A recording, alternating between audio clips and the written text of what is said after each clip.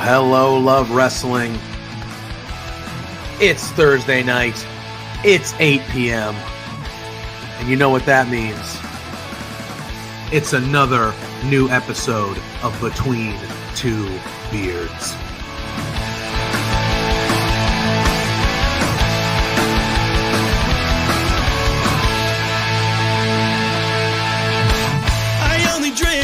Can we start off with the biggest news of the week? The Rats lost!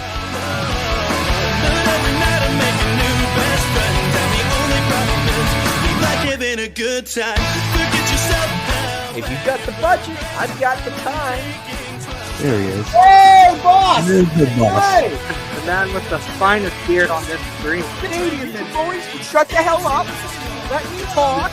You see, the Rads are resourceful. When I got beef with somebody, I can find a way to talk to them.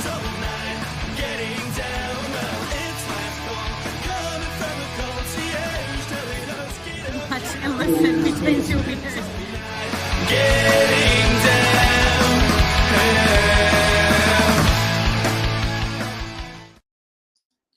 Hello, love wrestling. It is Thursday night.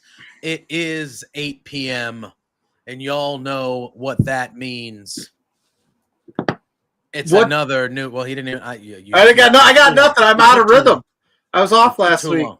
I'm out of rhythm. You took too long. It is another episode of Between Two Beers. That's Episode right. 218, July 23. Is it 23? Yeah. I got that right. It is the 23rd. Yes, it is. 2025. Oh, I think it's the 24th. It's the 24th. 25th. It's the 25th? No, it's the Oh, the 24th. It's the 25th for Josh. 24th. It's 25. 24th. Yeah, we're all out of sync. Before we get started, and we have a lot to talk about, this is not the show that we had initially planned. I want to shout you and Warren out for holding down the fort last week. Great conversation with you guys talking about the massive week that was wrestling because I was out sick. Mhm. And then, of course, we were scrambling today to try to figure out what to do because we were like, it was a good week of wrestling, but it wasn't as eventful as last week, right? And then the news broke that Hulk Hogan has passed away. So we're going to do our best to dive into that today. But I wanted to start off by saying thank you for holding down the fort last week while I was in bed dying. Yeah, you had messaged me earlier in the night, and you were like, hey, man. Yeah. And I was like, what's up? And you were like, I'm going to try to gut it out. But, like, do you think you could run it just you and Warren if I can't? Yeah, and I love And Warren. I was like, wow. I was like, all right. Yeah. So then I reached, I told Warren, like, hey, heads up, it's going to be a 2-man show tonight. Yeah. And look at we always love chatting with Warren. So for him to step up and kind of become the co-host of the evening, it was a real good conversation. We had a lot of pro wrestling to talk about, obviously, and we love that guy. We were missing you for sure. So I'm glad we're back. We're healthy. The duo's back at it. Obviously, with what happened today and that news, it's big news. It's big news in the pro wrestling world. It's big news in pop culture, just everything, So we thought we would bring in our pal. He popped on and yelled at us a second ago. But we got Big Bad Boris with us. We will ever since they gave him the access to buttons, he just be pushing things, filling in. But we got to shout everybody out. We got Fernando in the house. Maria's in the house. Sean is in the house, calling me by my government name. What's up, buddy? Scott's in the house. Timothy's in the house. Hawkadelic, Scott. Everybody's here. Lawrence is here saying it's the 3rd of August in Canada right now. Wow. 3rd of August. Sign me up. Canada's a week ahead. Wait, Boris, you're in Canada. What day is it for you? It's the 24th, not the 25th. It's not the 3rd of August. I hope it's not the 3rd of August because I've got a lot of stuff I need. Maybe that's just a Montreal thing. I'm not sure. I don't know. All right. We are relatively all around the same age. We are. We've been watching wrestling for a long time. So listen, it's a very complicated thing, obviously, when you're talking about Hulk Hogan as a whole. He is without question in my opinion, the most famous pro wrestler that has ever existed. Obviously, you could argue The Rock with what he became as a movie actor, but like I'm talking basically pretty straight up pro wrestling. When you say pro wrestling, when you tell people you watch pro wrestling, the first words that come out of their mouth is, "Oh, like Hulk, that Hulk, like Hogan the Hulk Hogan stuff." stuff, the Hulk Hogan stuff." Yeah, still to this day. Yeah, sold the most tickets. Yeah, all that stuff. And I think we all started watching wrestling at various points. Boris, you're a little bit older than us. So you were watching in the 80s, that first boom period of Hulk Hogan with Hulkamania and, all that. And when that was at its height, I came into watching pro wrestling in the real early 90s when I was like 5, 6, 7 years old, 91, 92, where Hogan was still there.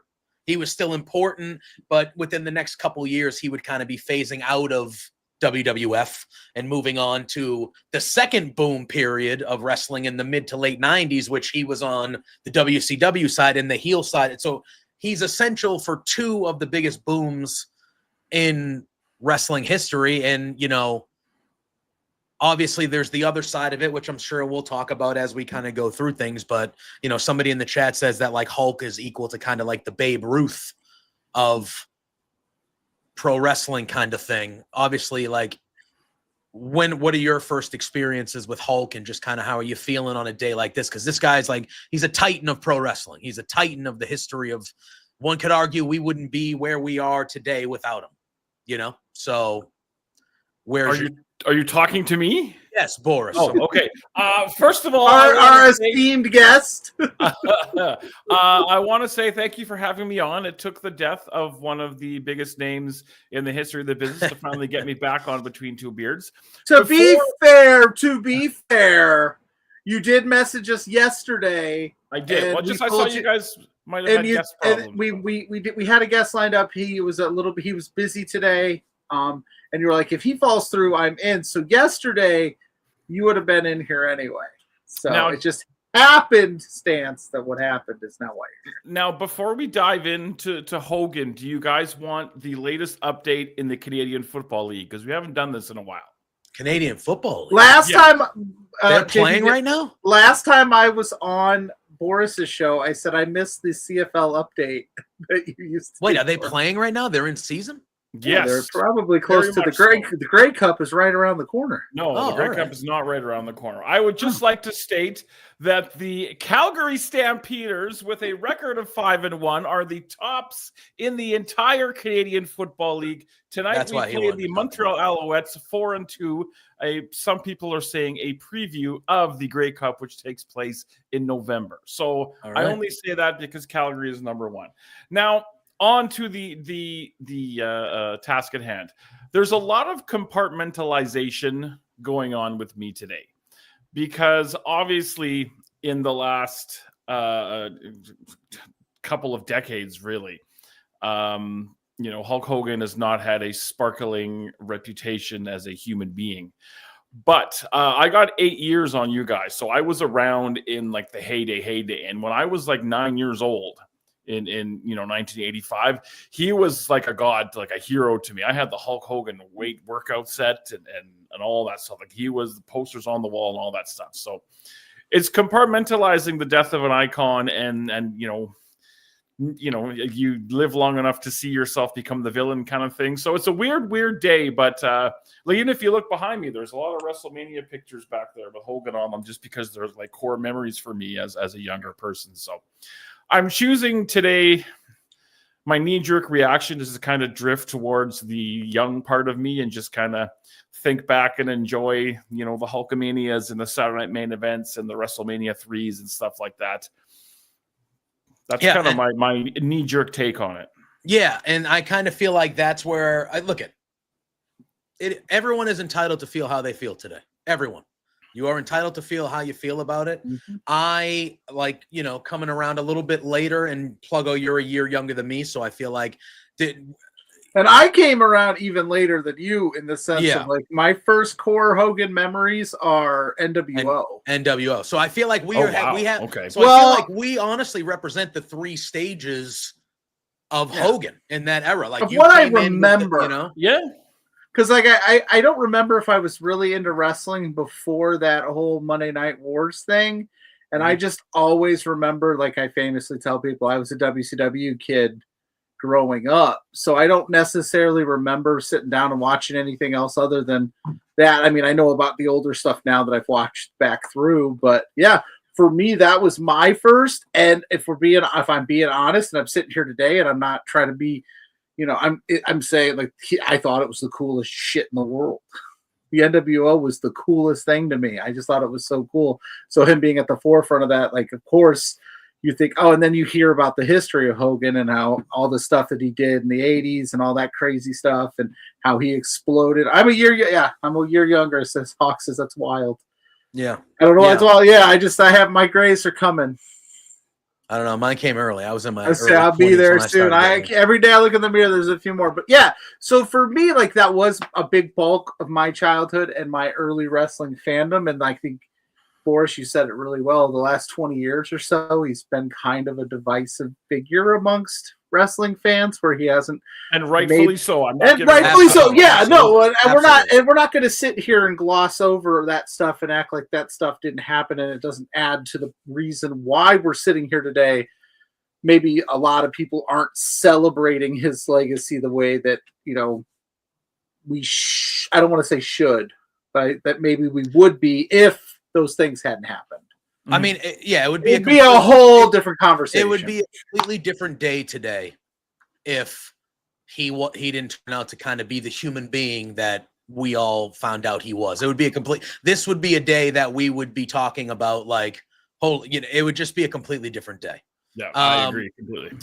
And it is what it is. I'm not saying, it is what it is. That is part of the legacy, and it's how he's going to be remembered, and it's part of how he's going to be remembered. But I, like you, Boris, core memories. I was always kind of a Macho Man guy, but Hogan was larger than life. Even when I was really getting into it in 92, 93, and that was when they were kind of moving away from him being the top guy, and they were transitioning to try to do other things. He was still Hulk Hogan, and that was back in the time of video stores and Blockbuster Video. And I remember going I've said that multiple times. I remember going every weekend and renting a wrestling tape. And they were the old Coliseum, Royal Rumbles, Survivor Series, Summerslams. And it was all Hogan. It was all Hogan. And he was the guy. And, you were in it when it was happening. But without Hulk Hogan and everything that happened in the 80s, WWF doesn't rise to the global phenomenon. Wrestling would be a lot different place today without. Because in Canada, we didn't get any WCW until towards the end. The last few years of Nitro were on TSN. We got a little bit of AWA, but Canada was like a WWF country, so that's why they always did so well when they would come here. And Hulk Hogan. He was on the cover of Sports Illustrated in the 80s as a wrestler. He hosted Saturday Night Live. I know The Rock did, but The Rock was doing the acting thing. But he hosted Saturday Night Live. I know it was a last-minute replacement thing, but it was the night before the first It was the night before the first WrestleMania. But, hosted crazy. Saturday Night Live as a wrestler, which is kind of a big deal. So people talk about who was a big crazy name. To do that the night before, too, on a last-minute replacement, too. Nuts. And I think Mania was what's crazy actually about WrestleMania 1? If I read this correctly, and I think that I did, WrestleMania 1 was in the afternoon, and there was either a Knicks or Rangers game that night at MSG. I think I read that somewhere. I can't remember if it was the Rangers or the Knicks, but like that's unheard of now. Rip down WrestleMania and have a hockey game that night is wild stuff. Yeah, 100%. 100%. And then, so you have the first WrestleMania. He's teaming with Mr. T. Just the public that put, like you said, he was on MTV, The Rock and Wrestling, Cyndi Lauper. That was a huge thing for WWF at the time. It just brought it to new heights. And if, you've seen all the documentaries and all things like that. If WrestleMania doesn't hit, that's probably the end of the WWF. And Hogan was very much the reason why it got over the hump. And then you get to WrestleMania 3, and that's the moment. That's the match. It's Hogan and Andre. Go ahead, Boris. I know you know more about that time. I could talk ad nauseum about WrestleMania 3. That is sentimentally my favorite WrestleMania. It was 1987. I would have been 10 years old. I watched it at the arena on closed circuit TV with my dad. And again, another like afternoon show, but like looking at that sea of people and watching it live, like that's a core memory of mine that I will never forget. Usually once a year or once every couple of years, I will pop in a Mania 3, and some of it ages badly just in terms of there was a lot of matches they churned through quickly, but just the happening of it was massive. And then like slamming Andre and all that kind of stuff and all the BS stories about it. But that was like peak golden era, I guess they call it, WWF. That was fabulous. Unbelievable. Yep. Before we continue, as always, we have Mrs. Pluggo. Hi, honey, the love of my life. How are you, sweetie? She's still yeah. See, we were talking about you today, Boris, because we went to the pool. We were at the pool, and I was like, I'm on with Boris later. He'd really like this moment right here of you in the pool. And she was like, Boris likes me. I think he's smitten with Mrs. P. That's okay, because Mrs. Boris is smitten with you. She told me, tell Pluggo I said hi. Now, did you go to a pool, or do you have a pool? We have a friend. A friend of the family has a pool. So we used that. It was a good time. And then, of course, it started raining right towards the tail end there, but she stayed and hung out with her friends, and I'm here doing the thing with you. But bad choice, brother. So I missed last week for illness. I don't think JPJ would be cool with me missing 2 weeks. I might get fired after that. Listen, apparently now WrestleMania 12 is the earliest WrestleMania where everybody in the main event is still alive. Now that really, because Hogan just because he was pretty instrumental in the first. Technically, Lawrence Taylor is alive.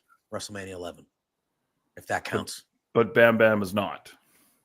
Oh yeah, you said everybody. Everybody in the main event. Yeah, got it. Was that the main? Was it really? Yes, that went last. Shit, I gotta go back. That went last. Shawn Michaels and Diesel, which was the world title match with Pamela Anderson and Jenny McCarthy in their corners. And it's sad. That was the pre-main right before it. Bam Bam took a lot of heat for that back in the day, but boy, his bank account did not. So I don't begrudge Bam Bam any. Bam Bam is one of the most underrated dudes ever. Bam Bam ruled. Agreed. Ruled. Imagine him today. If he was if you dropped Bam Bam today, he would be Bronson Reed. It would be Bronson Reed. Yeah, he's one of those guys ahead of his time. Yeah. Bronson Reed to me gives me a lot of Bam, and I know he wore the tribute gear one time, but Bronson Reed reminds me a lot of Bam Bam, the way that he can move and the things he does. But anyway, Asian Joe, what's up, buddy? Asian Joe in the chat. You got WrestleMania 3, Hogan Andre, the body slam, and just all that. That match really cemented WWE to another whole level of and then just the stories around that really quick too, having to convince Andre to do it. Like it took a lot of work to get that. Oh man, just like if Andre goes that he's not the guy, then we never get this. Yeah. And so crazy. It is. It's bananas. And I don't think they even announced that venue until it was, I want to say maybe a couple of months before. Like it wasn't like they announced the venues of Mania a year in advance. That venue and that whole thing where they stuck 93 or 77 or whatever you choose to believe in there with not a year's notice. Like it was a whole different animal, a whole different ballgame back then. It's crazy. Yeah. And then, for me, the Mega Powers, and then you get to the Mega Powers. That's good stuff too. It's just terrific.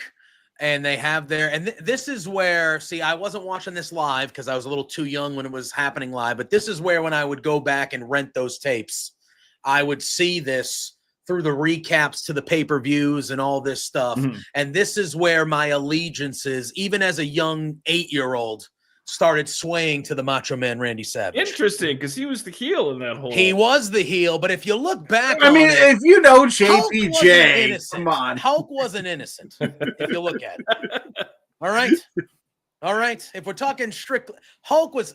Listen, you don't mow another guy's lawn. That's all I'm gonna say. That's all I'm gonna say. All right, I gotta That's go back all and I'm watch gonna this say. tonight. All I right. was gonna say, Boris, I've been working with JPJ for 4 years now. We know he loves They, some they, heels. you know, they were teaming up, and they did the thing where after one of their matches, Macho Man puts Elizabeth on his shoulders, and she almost kind of falls.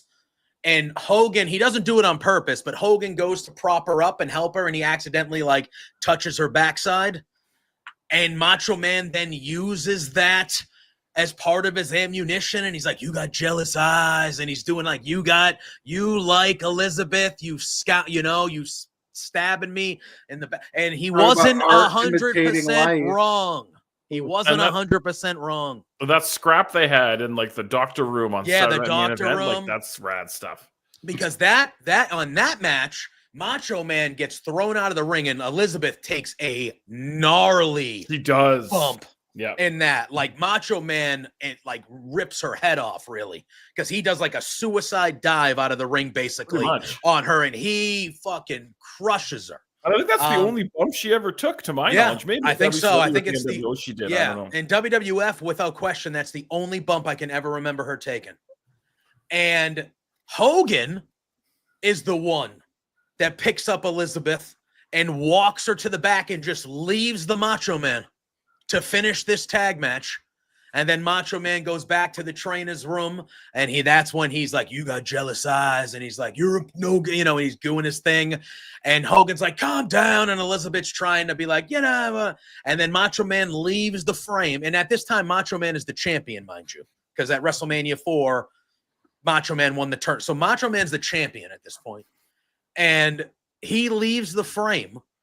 And then like 3 seconds later, you just see him sprint back in the frame, and he just hits Hogan with the belt, and Hogan knocks the medical thing over. Yeah. There's like things are flying everywhere. Elizabeth is screaming. Yeah. Oh my God. It was wonderful. I thought the match at WrestleMania 5, the build to it was a lot better than that match ended up turning out. But still, that's one of the best stories they told in those early days of the Mega Powers exploded. That was just the whole year build to that, from WrestleMania to WrestleMania, was just brilliant. Brilliant stuff. That beating is almost as horrifically violent and embarrassing as the current 9-1 beating that your American League East leading Toronto Blue Jays are laying on the Detroit Tigers. Detroit, who we ain't afraid. Shohei, bring it on. World Series coming back north of the border. Sorry to your Bo Sox and your Green Monster. That will be all right. No, we're not, man, with the Jays. We're but not. Everything's just coming together. Yeah, we're not at that level yet. I think we're seeing progression from the young kids, so I'm good with it. But I just bought a Baltimore Orioles All-Star cap, and Lids had them Why? on clearance because they're on clearance. They Why? stink. They stink. It's a nice hat. I like the. It doesn't negate the fact that the logo's nice. Yeah. And then we move on from that to Hogan and Warrior a couple of years later. Yeah. And for the longest time in my youth, WrestleMania 6 was my favorite WrestleMania for the longest time. For the longest. You know what's funny about that? And again, I have a big picture back there. My son bought me that. WrestleMania 6. If you put a gun to my head right now and ask me to name another match on that show, I can't. You can't. No. Oh, it was Dusty Rhodes and Sapphire versus Sherry and the Macho Man in a mixed tag. Demolition defeated Haku and Andre the Giant for the tag team titles. Oh. Where then that's when Andre turned on Bobby, like turned babyface on Bobby Heenan, and he slapped him around. Oh God, yeah. I would have to. Oh, I think the opening match was the model Rick Martel versus Coco Beware. That's a main event in any building in the world. Yeah, Here, I think that was the opener. I want to say that was the opener. The opener was Coco Beware versus the model Rick Martel. I want to say the second match was Demolition and Haku and Andre. All right, I got the whole thing here. WrestleMania 6. Opening match was definitely Coco Beware and the model Rick Martel. So dark match. Paul Roma beat the Brooklyn Brawler. Again, a main event in any building in the world. All right, fair. Rick Martel defeated Coco Beware. Demolition beat the Colossal Connection. I got the first two. After that, Earthquake beat Hercules. Okay, yeah. Brutus Beefcake beat Mr. Perfect. Yes, that was a good one. They cut the Genius's hair. Piper and Bad News Brown. Yeah. Oh, that's the Piper paint himself black. Yes, gimmick, painted right? himself half black. Yes, he did. Heart Foundation and the Bolsheviks, Barbarian and Tito Santana, Dusty and Sapphire with Miss Elizabeth. Yes, I got it. Yeah. Defeated Randy Savage and Queen Sherry, Orient Express, and the Rockers. That should have been good. Jim Duggan and Dino Bravo, Ted DiBiase and Jake the Snake. That was good. DiBiase and Jake the Snake was good. Rick Rude and Jimmy Snuka was the semi-main. Yeah. At 4 minutes, and then Warrior and Hogan. That's a lot of matches. But then again, like the Heart Foundation beat the Bolsheviks 19 seconds. Yeah, that was very quick. Very quick. Anyway, sorry to go down that little. No. But no. So for the longest time, like when I first started really getting into it, WrestleMania, and it was because of Hogan and Warrior, because they were two. I'm a little kid. Those two guys. Now, at this point, Boris, you're 8. You said you got 8 years. You're probably a teenager at this point for Hogan Warrior. What year was this one? 91? 1990. 90. Okay. So I'm 13. I'm a big Warrior guy. When Warrior hit, I was a big Warrior guy. Yeah. And I was actually surprised that he won, even though I was a big Warrior guy. Yeah. And then after that, really, we do WrestleMania 7. He has the Slaughter match. Not great. And then WrestleMania 8, really, he's in the main event, but it's not a world title match. It's against Sid Vicious. The world title match happened halfway through the show with Ric Flair and Macho Man. See, I don't think I was watching wrestling at this point. There's a few years where I got out of it and then I got back into it again. Yeah.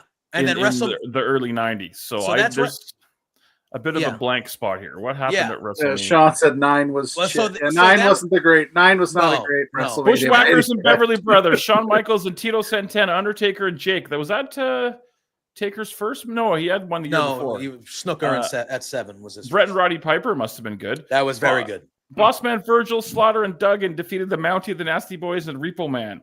Savage and Flair, Tatanka, Rick Martel. Savage and Flair in the middle? Wow, weird. Yeah, that was the world title match. Natural Disasters, Money Inc. Yeah. Owen Hart defeated Skinner in the semi-main event at 1:36. Yeah. And then Hogan defeated Sid. And that's was that the one where Papa Shango was late coming in to make the save, and then Sid had to kick out of the leg drop? Yes, and then Macho, and then the Ultimate Warrior returned at that one. Right. So that was WrestleMania 8. And this is when they're starting to phase out of Hogan. It feels like they're starting to phase out with it feels like they are. Then he leaves. He leaves for a little bit. He's going to film some stuff. And then he comes back right before WrestleMania 9 and he teams up with his best friend at the time, Brutus Beefcake, and they're the Megamaniacs.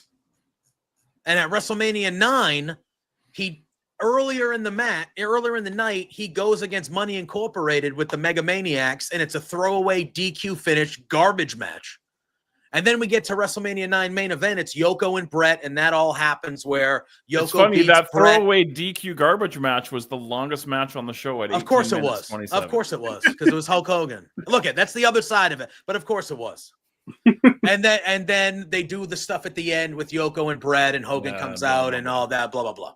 So, and then that's basically it. That's the last WrestleMania that Hogan is a part of. Then he goes off and he does the movie gig. Then he does the movie stuff, and we can talk about that side of him too, because, first of all, when he was in his height, really even before his height, he does Rocky 3, and he's Thunder Lips, and that really elevated him from a worldwide standpoint, and that also leaned into the early Hulkamania stuff. It's too, interesting. The story about that is because he actually got, if I remember correctly, Vince Sr. fired him for doing that because he wanted time off to do it. And Vince was like, no. And he's like, no, I mean, this is going to be good for my career. So he got the boot and then he did it.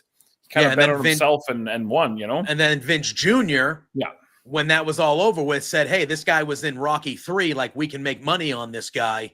And then that's how the Hulk Hogan thing all started. Because well, I mean, it started a bit earlier because he was doing the Hulkamania thing in the AWA right before he flipped over. I mean, that's old school stuff. He never won the title.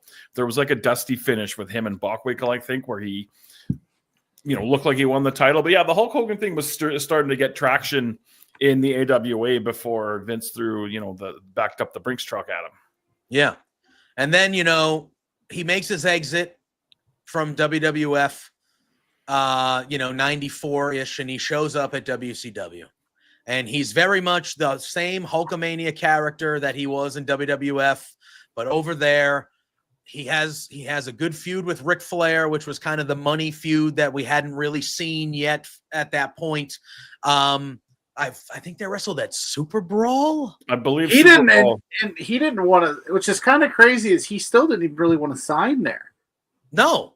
He didn't want to sign there because he was still loyal to the WWF, even though they kind of screwed him back then. And then he goes, and then Bischoff or whoever it was, like Ted Turner was like, here's the Brinks truck. Yeah. This will be and then with that, like we're talking about, it sparked another jolt in wrestling where it's like, now he's with the competition. Now we got to watch these other guys. Yeah. And he comes out. Go ahead. Yeah, go. If I can step back just for a second. Yeah. I would like to get Vince McMahon and fill him full of truth serum because I know the explanation that we've been given, but I'd like to fill him with truth serum and ask why he didn't do Flair and Hogan when Flair came over. Because there's one of the things that shocks me the most. Or all this BS. I don't know if I necessarily buy that, and I would like to know the real reason. Because because I was like a big wrestling magazine guy. That's how I knew. Like in the 80s, my dad bought them all and then handed them to me after he read them. So I never saw any of this stuff, but I read about it. So I knew what a big deal Ric Flair was and why they never did that, other than the BS reasons we've gotten. I would love to know. Anyway, continue. I do think there's some truth to some of those BS reasons. I also think that Vince knew that Ric Flair would probably embarrass Hogan in every facet. You know what I mean? Like, as far as Flair's good enough to he would have done business and made Hogan look great. Dumb himself down ring-wise. Yeah, but I think there was no question on the just in every and Hogan was no slouch. Don't get me wrong, but like on every facet, Flair was a bet. I feel like that could have, So then we get the Hogan Flair stuff, and I think their match at Super Brawl. It's better than I thought. I watched it when I say semi recently, I mean within years, like obviously. But I remember it. I don't remember it watching it live in '94, but I've seen the match a few times, and it was good. It's a good match. I think that was his first match at WCW, I believe, and I think so. I think Shaquille O'Neal was involved in that in some way, and I think Mr. T might have been there too. I remember Shaq. So they do all that, and then it gets kind of weird. He starts doing the Dungeon of Doom stuff with Kevin Sullivan, which, if you look back, you look back on some of it, and it's like so bad it's funny. Some of it's fabulous. Stuff. It's like, when he touches, oh my God, it's not hot. It's not hot. There's no Hulkamaniacs here. Yeah. Like, it's just like some of the most bizarre shit of all time. And it's kind of like not hitting. And it's like people are getting tired of this shtick. And they were getting tired of it the last few years at WWF. Some of the fans were starting to kind of turn on the guy. And then we saw it happen here. And then obviously, go ahead. Sorry. Speaking of like the fans kind of turning, there is I don't believe that it's ever been released, but there's like a lost media thing of Hogan doing an appearance on the Snake Pit with Jake the Snake, and Jake hits him with the DDT and gets like a big gigantic pop, and they were like, "Oh shit, we weren't." We weren't expecting this, and I don't believe they ever aired it, and I don't believe that's ever been released. It's one of those like lost media things that I would love to see, just like the Owen Hart Kurt Angle dark match. Yeah, and in 1990, now we're going back, we're jumping around, but in 1991 at Survivor Series, when The Undertaker defeated Hogan out of nowhere for that world title, that crowd popped. when the Undertaker won. And then, you know, he lost it 5 days later, Tuesday night in Texas, right back to Hogan, like whatever. But like, you know, we were starting to see those, and that just didn't happen with Hogan. Imagine if that happened today. Yeah, that just didn't happen with Hogan. You know what I mean? So then he's doing WCW. He's been there for a few years. And then all of a sudden, summer of 96 happens. Scott Hall shows up. Kevin Nash shows up. We're talking about a third man. We don't know who it's going to be. There's rumor it might be Sting. Nobody knows. And then all of a sudden, Bash at the Beach. Hogan comes out at the end. You know, they're doing this tag match. The ref gets taken out. There's a bunch of crap happening, whatever. Hogan comes out. Everybody thinks that he's here to save the day and save WCW, except Bobby Heenan, because he's the greatest of all time. I still don't like that, and I've been told by everybody and their dog how I'm wrong, but I still don't think he should have said that. Okay, it's fair. You are an announcer, so you're, to me... You didn't like that they have to have the one seated out? I know everyone's saying that's what Bobby Heenan would say, because Bobby Heenan hates Hulk Hogan. That's how I justify it. That's how I justify it. Even, like plant that seed before, you know, that's just my opinion. And I would never put myself anywhere near the quality of any announcer that Bobby Heenan was. So whatever. Yeah. 11-1 Blue Jays, by the way. There you go. And so Hogan gets in the ring and he drops the leg drop on, of all people, the Macho Man Randy Savage, baby. And that sound you heard when he dropped that leg was cash registers opening everywhere. NWO t-shirts. And the announcers flip out. The crowd is losing their shit. They start, and then he cuts that promo, and the first line he says is, "You know what, Mean Gene? I think first and foremost, these people need to shut the hell up if you want to hear what I want to say." And it was just like, holy shit, man. Holy shit. And he's like, these fans can stick it, brother. Oh, like, man. It was like, this is take your vitamins and say your prayer. This is that fucking guy. And he's saying, shut the hell up, you know, stick it, you know, shove it up your ass. I'm just like, this is, and I'm 11 years old, man. I'm 11 years old. I wish I could watch that through 11-year-old eyes. Yeah, I'm 11 years old when this happens, and I'm like, Hulk Hogan's back, and I wasn't watching it live because I didn't. My parents are great parents in multiple ways, but they ordered me the WWF pay-per-views, which at that time were $29.99 a month. Yeah, $30. Yes. They didn't let me order the WCW ones on top of that. We were not that type of, it was, hey, you can get that. We'll give you the WWF ones every month because we'll be cool. You're not ordering two, you greedy bitch. Right. That's what they were not like. We're not doing that. So I went, I heard it. I wasn't allowed to order any of them back in the day. So I always got to watch and I just got to watch like the Monday Nitro after, being like recapping it. Yeah. Did you ever listen to them? Like, did they have like pay-per-views with the scramble channels? Back then, like we had that here, like it was you could turn, but the audio was also scrambled. Oh, we sometimes had the audio where you could hear it, so you could listen to it.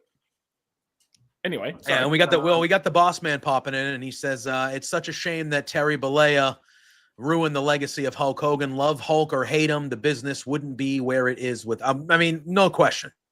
And that's one of those we talk about, like, you know, we ever hear people say, like, could you tell the story of the NBA without so and so? Could you tell the story of wrestling without Hulk Hogan? Absolutely not. There's not a chance.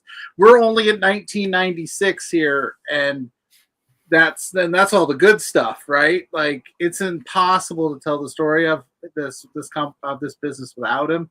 Yeah, it's a bummer, like you said, that he had to be a POS at times. Yeah. Well, it's like that person earlier in the chat mentioned, like Hogan's like the Babe Ruth of wrestling. Again, Babe Ruth, amazing baseball player, but incredibly flawed human being. Like Babe Ruth is not a good person either. So I mean, it works. Yeah. And, you know, so we get to the NWO and then WCW and the Monday Night Wars and this second boom period, real boom period, the hottest the business has ever been. In like the Attitude Era and that thing, and Hogan is an essential part of that is massive, and he is the guy. The NWO is the thing that really sparked that, and then WWF's answer with Austin and all DX and all, and it just, you know, and Hogan's essential to it. And you know, we said it, if you're a wrestling fan that is, you know, 30 or older, 28 or older, there is no question, and your views of him might have changed over the years, and very justly. Rightfully so. For things, rightfully so, because you know he deserves everything he got for that stuff too, no question. But if you're 30 years or older and you grew up a pro wrestling fan, Hulk Hogan is essential to it. He's just essential to it, and it's just one of those things. And then then you got that whole period, and then he comes back, and they obviously easily the most famous thing that comes out of the back half is the WrestleMania 18 match with The Rock, which many people consider to be the greatest WrestleMania match of all time. It's in my top 5 list. I have it at number 2, if you want me to be honest with you. It's one of the best Mania moments, one of the best Mania matches of all time, and he kind of had that last real, that's like to me, that's like the last. He had other moments after it, but that's the real last, like, Hogan moment where it was like that is going to be remembered forever. Yeah, like that's forever. Fair. I was in the building where him and Edge won the tag titles when he came. Oh yeah, they taped it on July 2nd because it was a July 4th episode of SmackDown. And him and Edge won the tag titles, and he came back as he would still end up. He came back and they played the original Hogan theme, and I nearly took my shirt off. That's how excited I was. That's how excited Shame I missed that. Yeah, I was as the kids say, I was marking out. How many super chats can we get tonight to get JPJ to pop the old shirt off? Not enough. We could try, though. We could try. We would need enough money for me to not show up to work tomorrow. So don't forget to smash that like button. Don't forget to subscribe here. We just hit over 5,000. And if you want to throw some super chats that way, maybe we can convince JPJ to pop the top. Yeah. And you know what? And I was talking about this beforehand, and I'm not trying to transition from one, passing to another, but I was coming on here and I thought the person that we would be talking about for a little bit and kind of mourning was Ozzy Osbourne this week. And then obviously this news breaks today, and both of these guys, besides what they are known for being legends in their professions, they were both really early on, like pioneers of the reality television space as well, especially Ozzy. I mean that's fair. Yeah. The Osbournes the Osbournes to me was one of the first like family style reality shows like that. Like the Kardashians and that kind of ilk. Yeah. And Hogan Knows Best as well.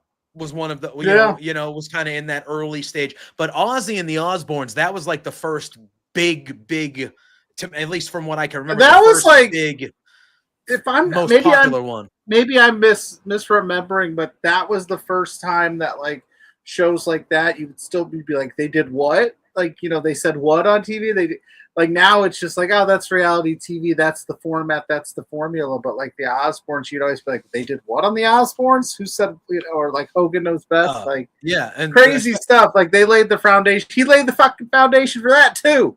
Yeah. Jesus Christ, this guy's everywhere.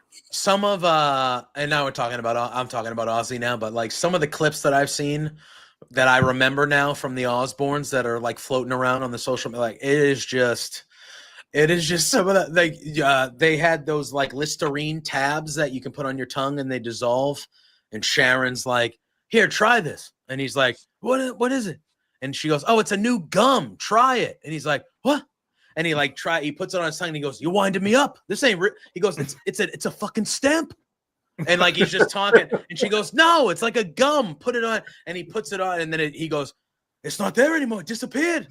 And she goes, "Yeah, it's supposed to freshen up your breath." And he goes, "Then it's not gum. You fucking lied to me, Sharon." I never watched any of that. I never watched any Hogan Knows Best either. So I was never like, I can't really speak too much of the Ozzy. Like I understand his contribution to music, but I never listened to any of his music or his band. So like, I'm not going to say anything bad. I just don't really have a lot of insight to add to that, but I understand his icon status. Yeah. And just really with him, it's kind of like the Warrior. Like he played that show a couple of weeks ago, and then, that was it. Yeah. Kind of like Warrior was on Raw, and then like the next day he was gone. I don't miss him. He's a scumbag too, but whatever. Yeah. And it's one of those things where, I felt like they knew it was coming. And he actually got off his medication, Ozzy, so he could do that show. And he was obviously he was sitting in the chair. He's been battling Parkinson's for over 20 years, which is a terrible disease. He sat in the chair because he had to. He was restrained to it for the most part.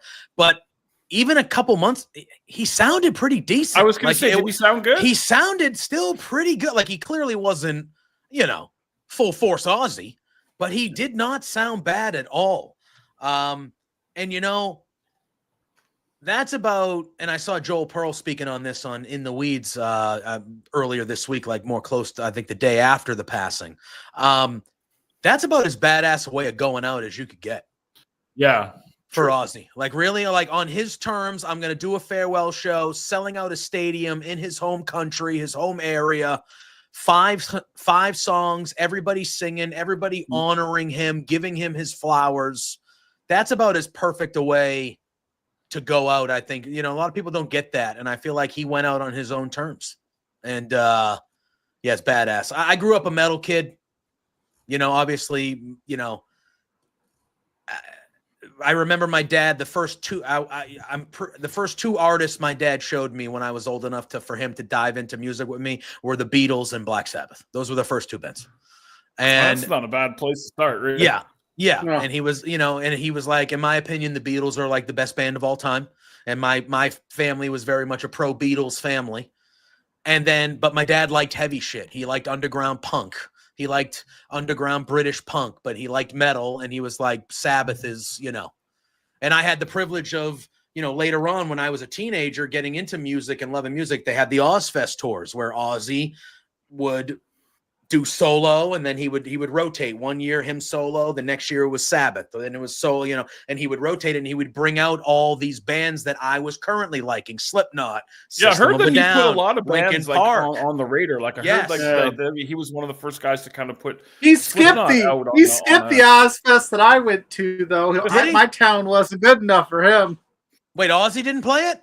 No. Wow. So instead of Ozzy, we got like 2.5 hours, like a 2-hour set of System of a Down. Oh, I mean that's not bad. Which isn't bad, but if you've been there since 9, I like a lot. Yeah. If you've been there since 9 a.m. though, you're just like, guys. Yeah, we get it. Yeah, and so I had the privilege of seeing Ozzy a few times. Yeah. I saw him twice as a solo, like his solo performances, and once with the original form of Sabbath, which was cool. And it was at Ozfest. My dad drove me and my 14-year-old friends. And as cool as a moment as it was for me, and now looking back on it as an adult now, like that moment was more cool for him. Like I remember him being excited, and he was like, yeah, like this is the first time I'm seeing Black Sabbath. And he was probably like my age now, I would guess. Yeah. Mathematically around it or whatever. Yeah. And now that it made me the Ozzy thing. Not only did I remember him for his music, and I love Sabbath, and I just love him, and I remembered that, but it also made me remember my dad.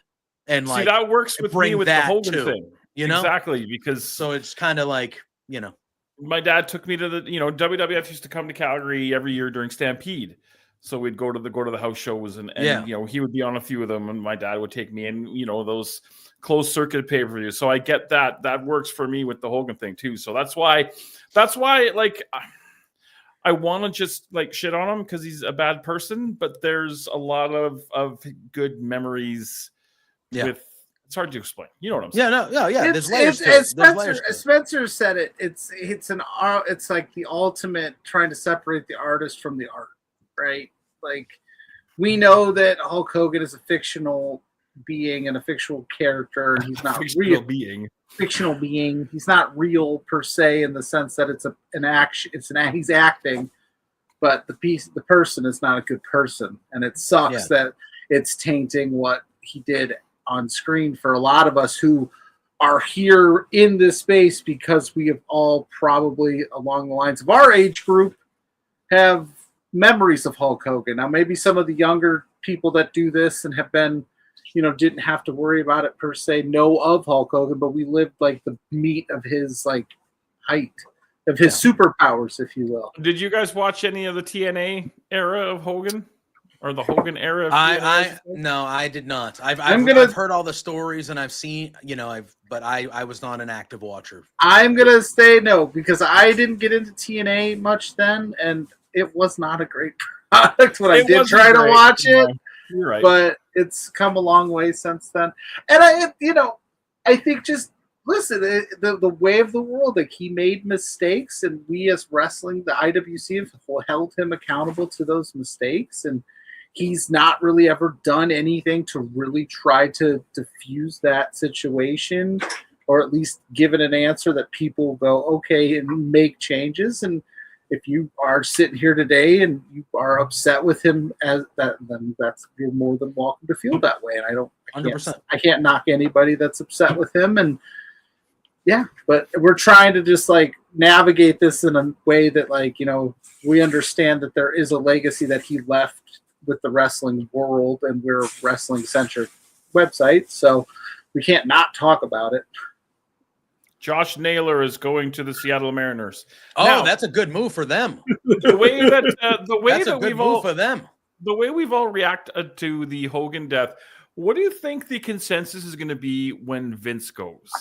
Different to Because me, I think Vince is a criminal. I think Vince is it's a much worse. But it's funny because you have to give the flowers in terms of impact of the business, but like a more terrible person than Hogan, correct? Yeah.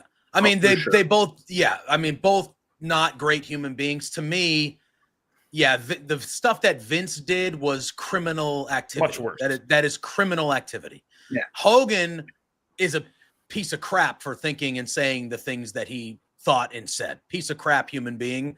But he didn't technically break any laws or like do any. It's hard to explain because they're both horrifically bad. I'm picking up what you're putting down for sure. But it's a different thing.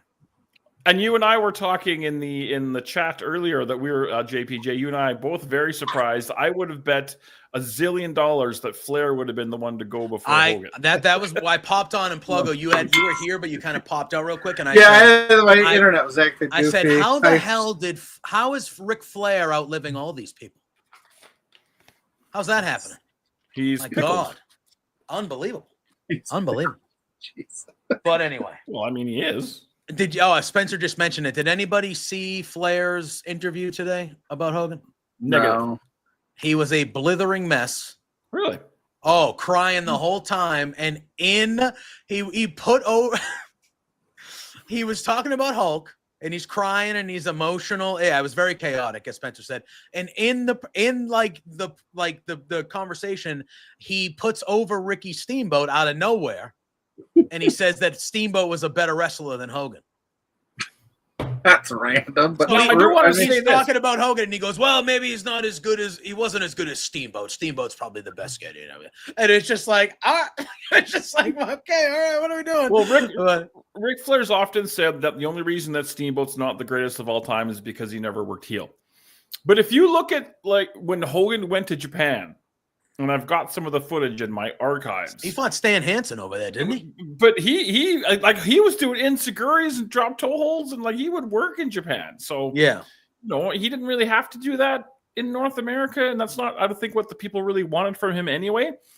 But when he went to Japan, he busted out some shit. Yeah, I think I've heard him talk about that over just various times. Those days you had to work in Japan. You had to do that to be over with that crowd.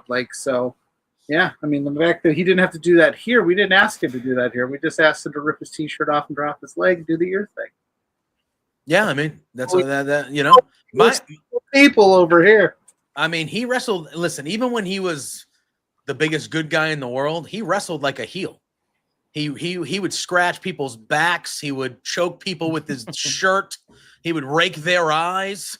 All this stuff, and I'd be like, he's a good. Like going back and watching him, like not recently, but you know what I mean. I'd be like, he's a good guy, but he's 100% wrestling like a heel.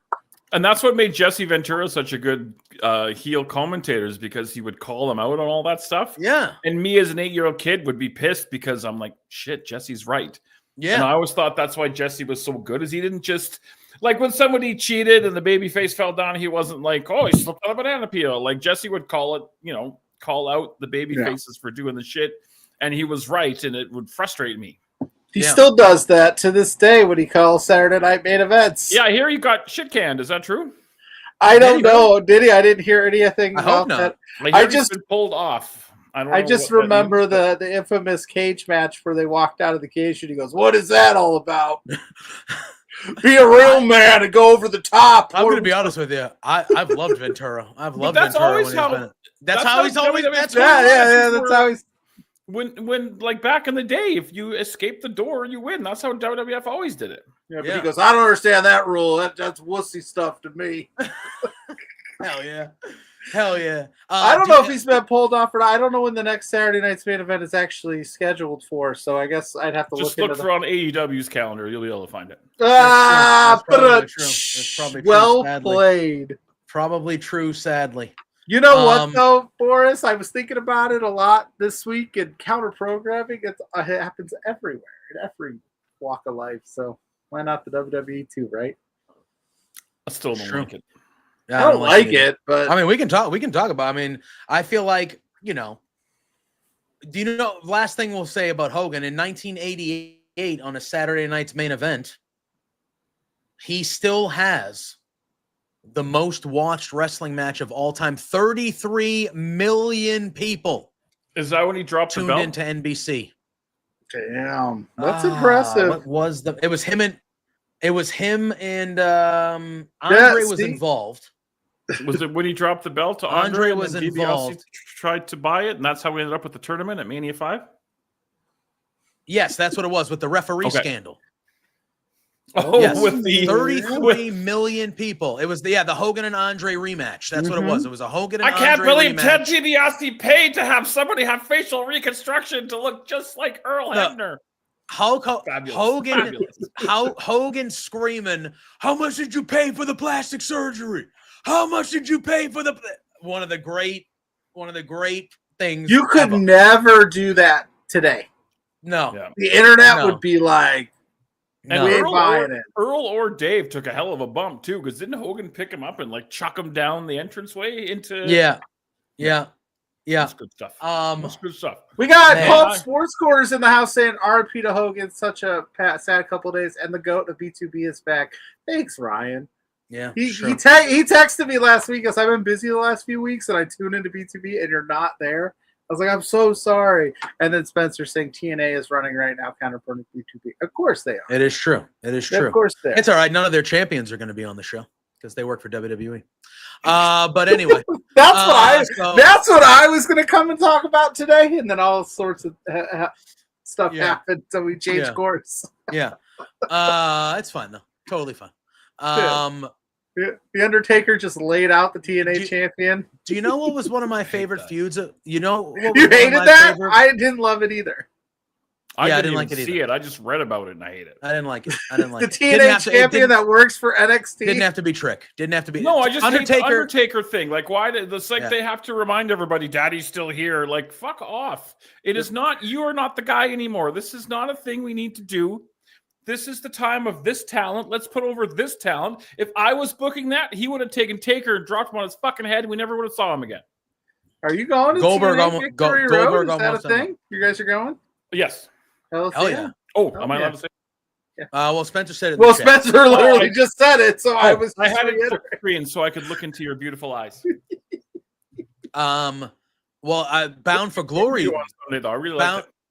Was very good. Bound for Glory is in Lowell, Mass, baby. That's 20 minutes from where I sit. You should go. I would like to cover that for us here at Love Wrestling if we can make that happen. But Bound for Glory. I got into a fight, by the way, go. on Sunday on the interwebs again with some guy that I go, Mike Santana was right there in his hometown. He's hot as ever. Why are we doing this again? And some guy goes, Bound for Glory's in New York. And I go, they literally just said it's in Massachusetts, my guy. Which, just for the record, Massachusetts to New York, Massachusetts far superior. Fuck New York. But anyway, you had to get that in. Here's my thing. Yes, I did. Fuck New York. So here's my thing. I like it. I thought Slammiversary was an excellent pay-per-view. I enjoyed my time with Slammiversary. I thought it was good. I agree with you, Pluggo. And it's not even because of the other, I know I cracked a joke about it. It's not even because of that. Mike said, you're in New York. You have your largest gate ever. This is your WrestleMania. And Mike Santana. Isn't Bound for Glory there, WrestleMania? No, I thought Slammiversary. What? No, so I it's think Slammiversary like Glory the is like SummerSlam? their I'm not the signature hugest TNA guy. I like what they do now. But this so celebrates the anniversary of the company starting, doesn't it? Is that not their But- WrestleMania? I understand what you're saying, but I'm backtrack your point. I think you're on the right track. Bound for Glory is their biggest show of the year. Slammiversary is like their two, like WrestleMania, Like SummerSlam. Like this is okay. But that's fair. But this was the largest gate that they had to date. Now listen, and I've heard all the discourse, and I've watched all the discourse about it.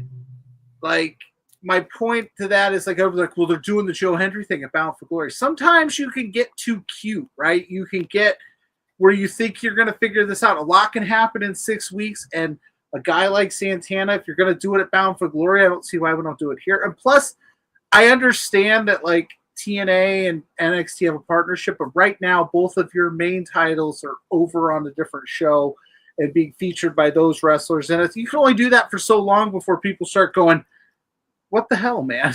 So I was I just thought Santana would have been the right move on Sunday. It just wasn't. It felt that way to me that Santana. Why did I check Slack like Spencer asked you to? Yeah. I don't. I I'm not JPJ. And I get it. People, I very much enjoyed Slammiversary. I kind of went in expecting JC Jane to win on the women's side and be a double champ.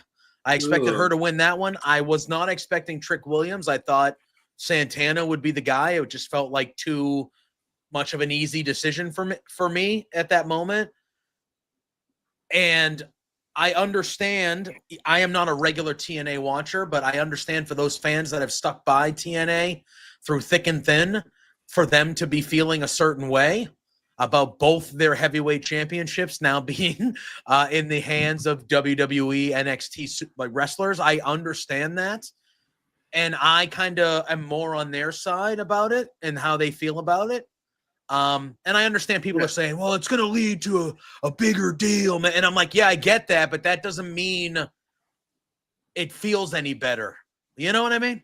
I get what you're saying, but I'm siding with those other people that this is an ongoing thing. And I think we just need to you're the other people that I'm going to ask you, Boris, because I was going to ask this to JPJ, but to those other people, like there's 3 guys in that match. Are we not supposed to root for Santana or Joe Hendry because there's other things happening? I don't understand the question. Like they're just like, let it play out. There's other things happening. Santana will win it at Bound for Glory. Like, why are you upset now? Like, what was I supposed to just not have pick a side? There's 3 guys in the match. Am I supposed to watch Slammiversary and go, well, it's Trick. So, like, I'm just curious. Like, everybody gets so upset when right now I'm upset that my guy that I picked didn't win. I mean, that's fair, but I think we just need to. It's a living, breathing organism. It's not like this is the end of the world and everything continues to move on. And I think we have to just kind of chill out and wait to see where everything's going to go. Yeah, but what do I do? What do I do now? Though you just gotta wait though. I just gotta go. What you do? You watch the fucking show next week. That's what you do.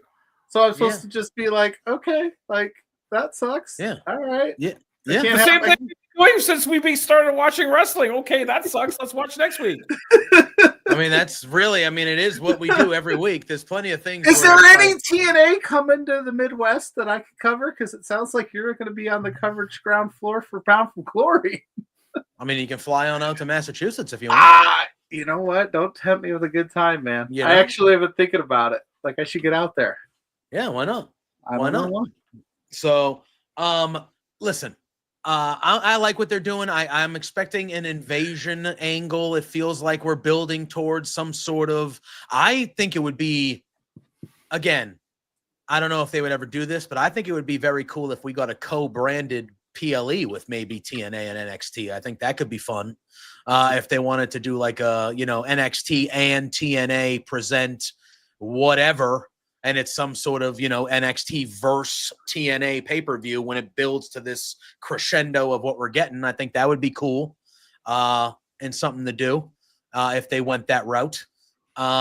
Yeah, I think a lot of business things need to fall into place for that to happen. I think it's a good idea. I'm worried about this Carlos dude, this guy who's the Carlos president.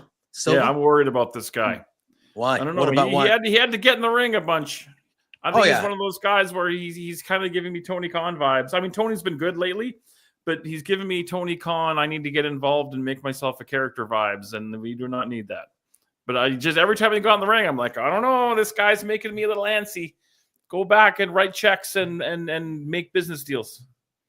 It's fair. That's fair.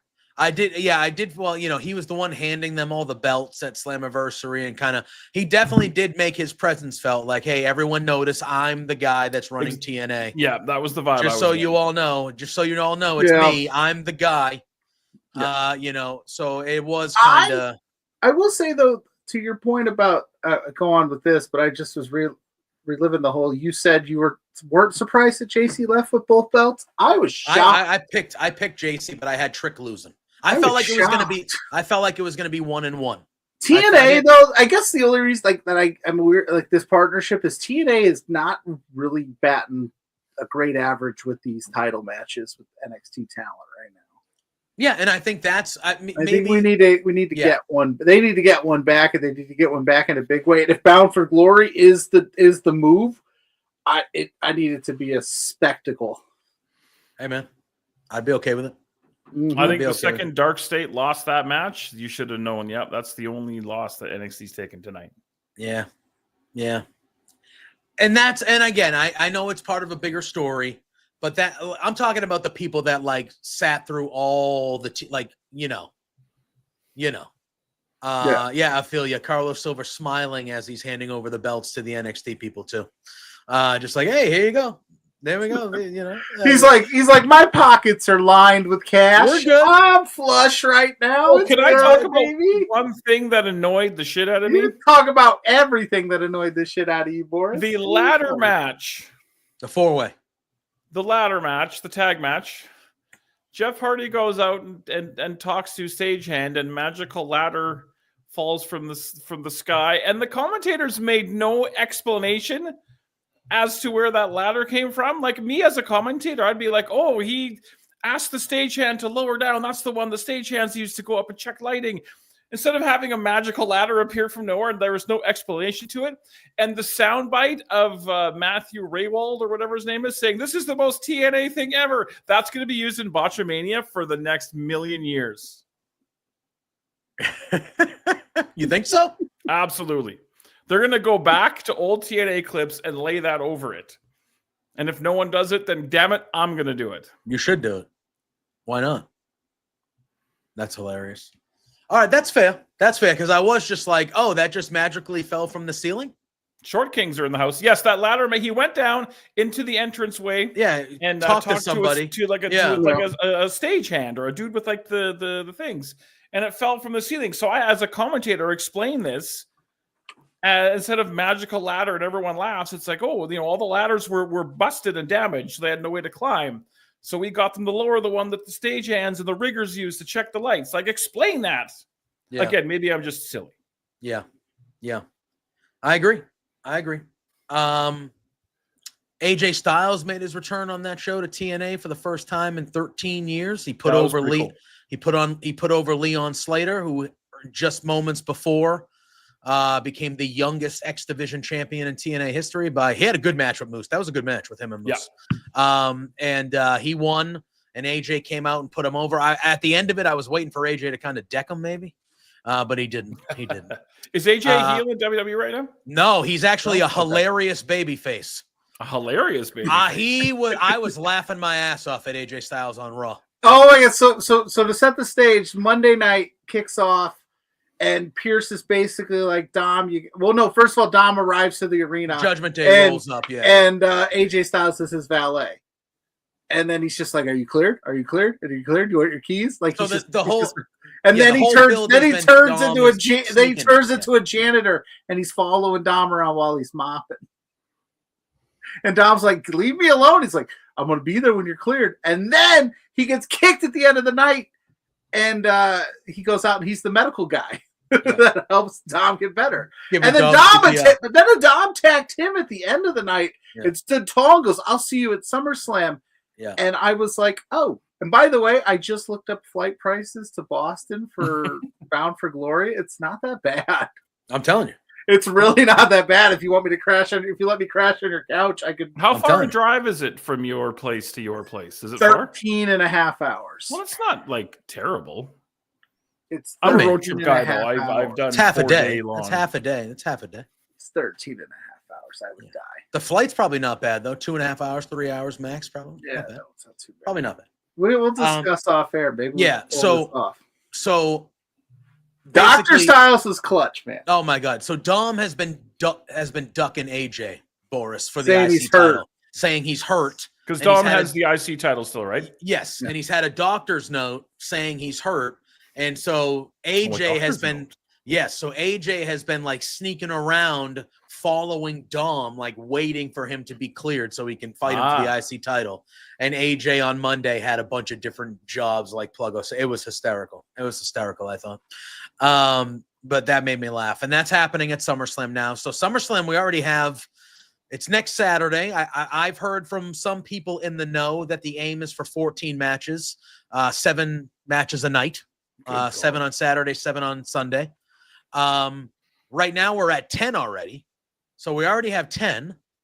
So that means, we got to add a couple more per show, next week or so, which I'm sure they'll figure out.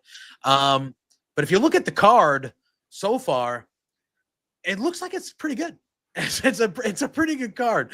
I wasn't too upset with the SummerSlam card. Yeah. So hopefully it's running. It's shaping up to be quite a 2-night affair. The first ever 2-night SummerSlam emanating from New Jersey, but they'll pretend it's New York.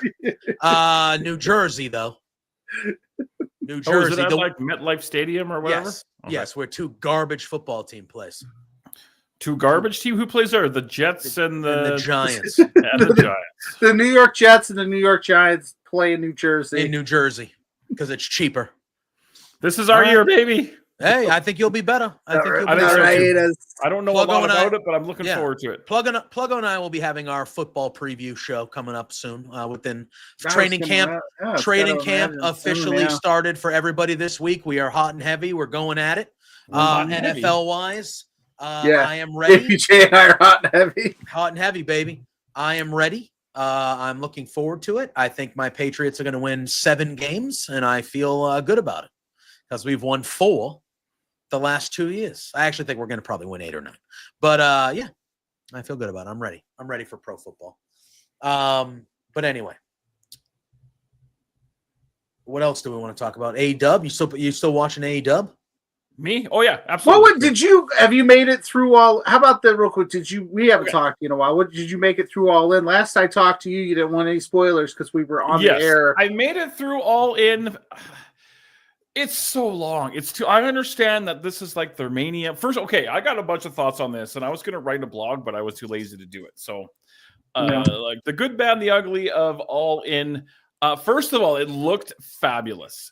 Kudos to them to put 25, maybe 30,000 in that big stadium, but shoot it in a way that made it like it looked like Mania. Big ups to them.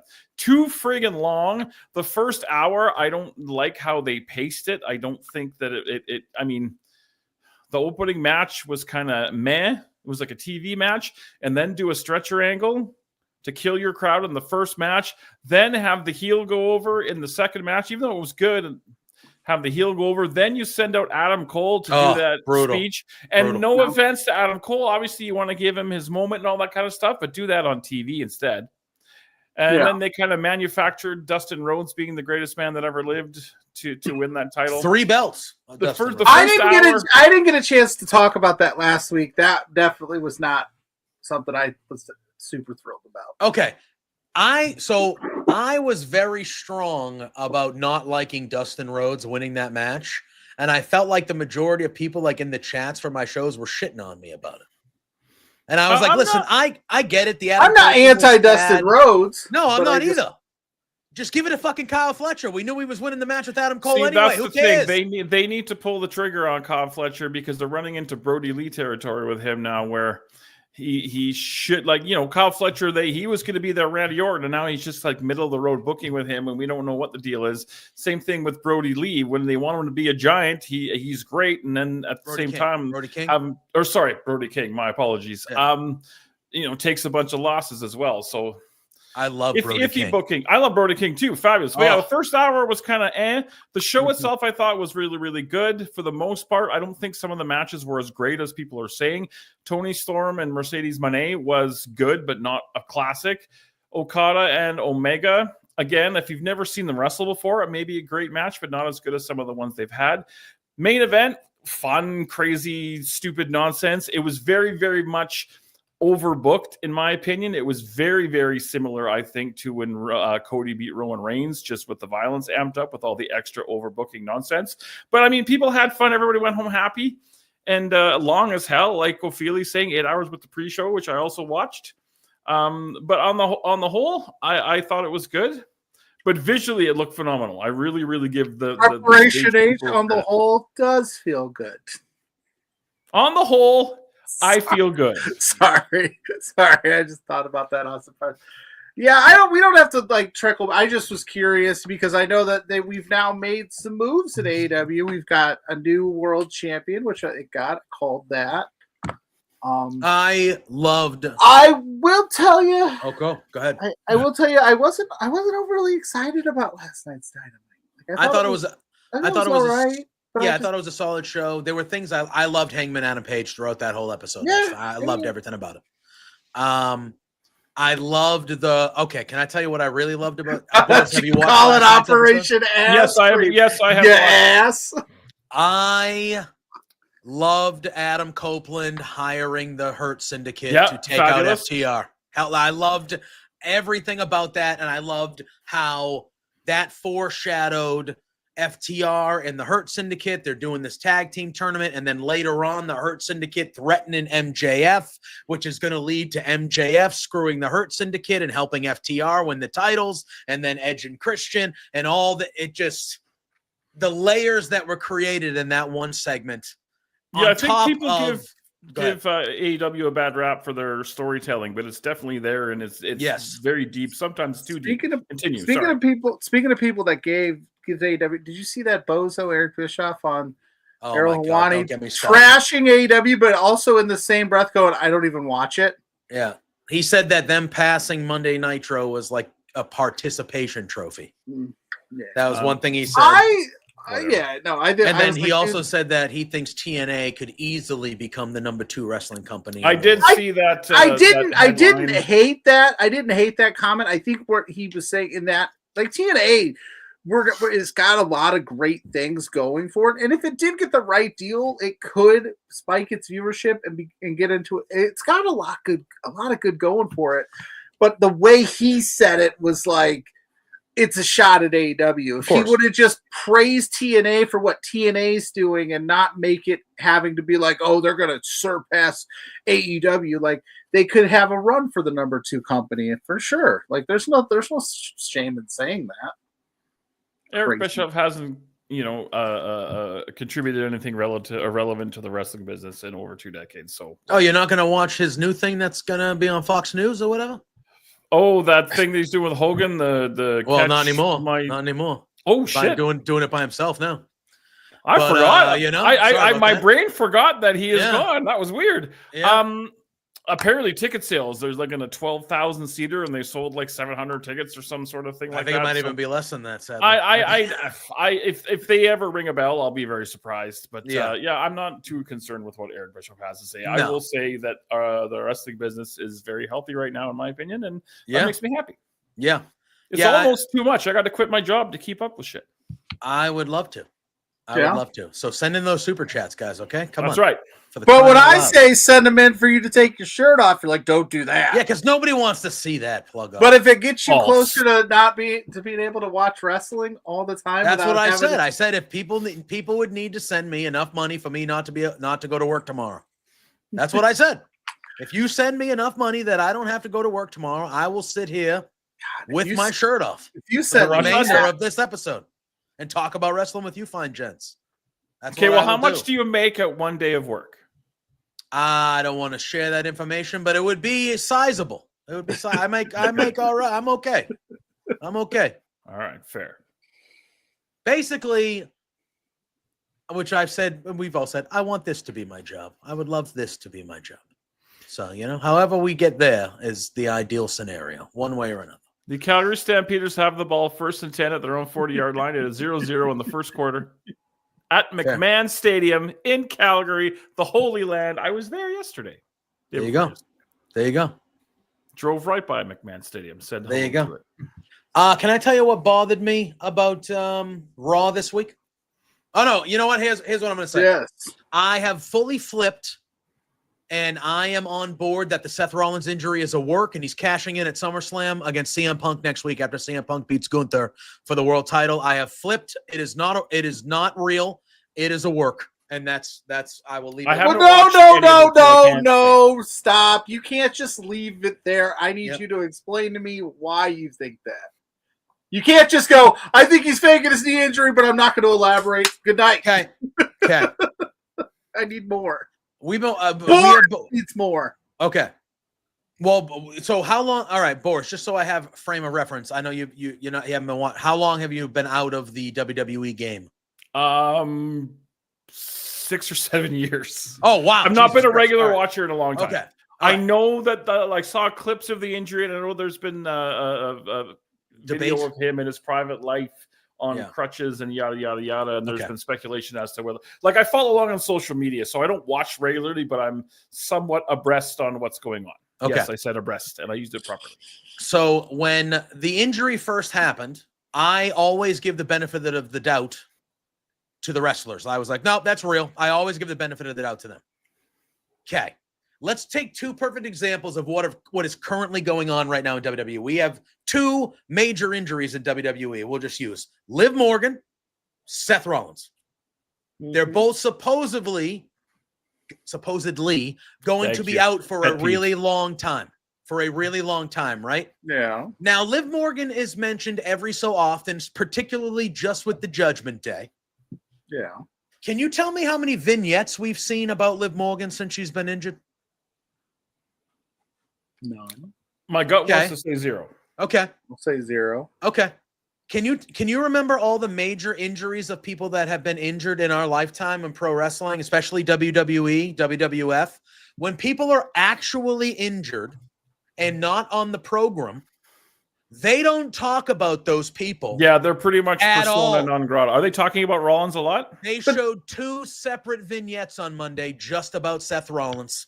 But this just is about Seth Rollins. This is different, right? In the sense that he is the major focal point, and I don't think they know was what Liv to not. Do. But Liv's okay. All right, hold on. Liv. All they did with Liv is they just went, "You're out." Roxanne's in. Boom, done. That sews it all up for now until she's back. Seth Rollins has the Money in the Bank briefcase, which has got major plans and implications throughout storylines and this whole new faction he built, all this stuff. What? Here's Spencer. She was part of 4. She was part of 4 programs, but she was also tag team champion. Right, but what did they do? They literally just plugged in Roxanne and called it a day. Did they not? Am I wrong? Well, they changed the whole evolution was changed from top to bottom because of the Liv Morgan injury. I will return. Okay. Sure. No, I'm not saying that you're wrong. I'm just stating that in WWE, from the TV perspective, I don't think they know what to do. And maybe his injury isn't as severe as they think. And they're hoping WrestleMania time when he needed to come save Cody Rhodes' life. They were like, he's good to go in 6 weeks. Maybe they're hoping that. I don't know. But it's crazy to think that they wouldn't have the man on TV. I get the vibe. Roman. So, the end of Raw, we get Heyman and the Brawns. Why is Spencer yelling at me? Because I think he actually agrees with me on this. I think he agrees with me for once. Grow up. But so I'm just saying, in my history of watching WWE, when someone is seriously hurt, really going to be out for a long time, they are out of sight, out of mind.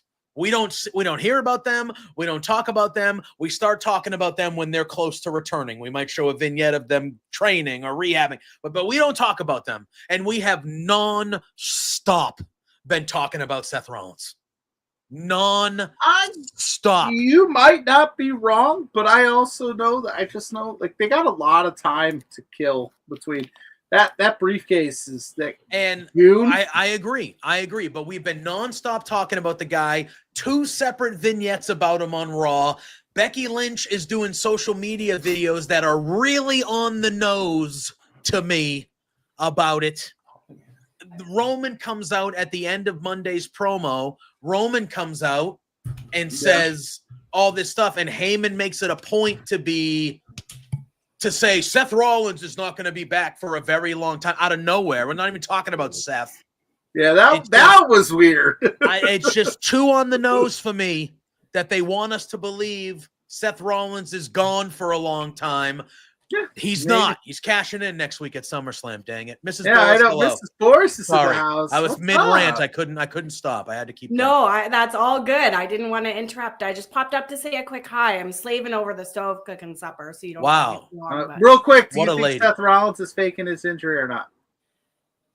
Yes. Thank you. Oh, Thank you. She knows. Okay. She knows. Okay. No, in all fairness, though, I didn't watch that yet. Okay, fair. That's No, fair. she just But thinking, she's okay. right, though. She's right. She's right. Or Boris, you should cook for Mrs. Boris once in a while. Give her a break, buddy. He does. He does. He takes Okay. very good care of me. Yeah, I You know. better. If I You hear know, anything you other know than me. that, Yeah. No, if I hear anything other than that, knuckle sandwich coming Boris's way. Do you guys know anything about Grey's Anatomy? No. Mrs. Pluggo's favorite show. McDreamy. Yes, McDreamy, McSteamy, Mrs. He's Pluggo's dead. favorite He's show. See? Spoiler Ooh, alert. you, McDreamy's Mrs. dead. Pluggo, Grey's Anatomy Trivia, Saturday Night Love, this Saturday night, 8 o'clock Mountain Standard Time, 10 o'clock Eastern. If you can convince her to do that, I bet she would. Oh, it's been a while since we've done an SNL together. Yes, it has. The couples, Yeah. the couples, I'm the trying to wedding, get Mrs. Pluggo, Mrs. the what Pluggo, was it called? The match Baby game or Jane, something, or whatever that. years. What was that? We won. The love yeah, you did. The So newlywed game. the newlywed game. Yeah, you guys won. did win. So we need a And Mrs. JPJ. We need a new show.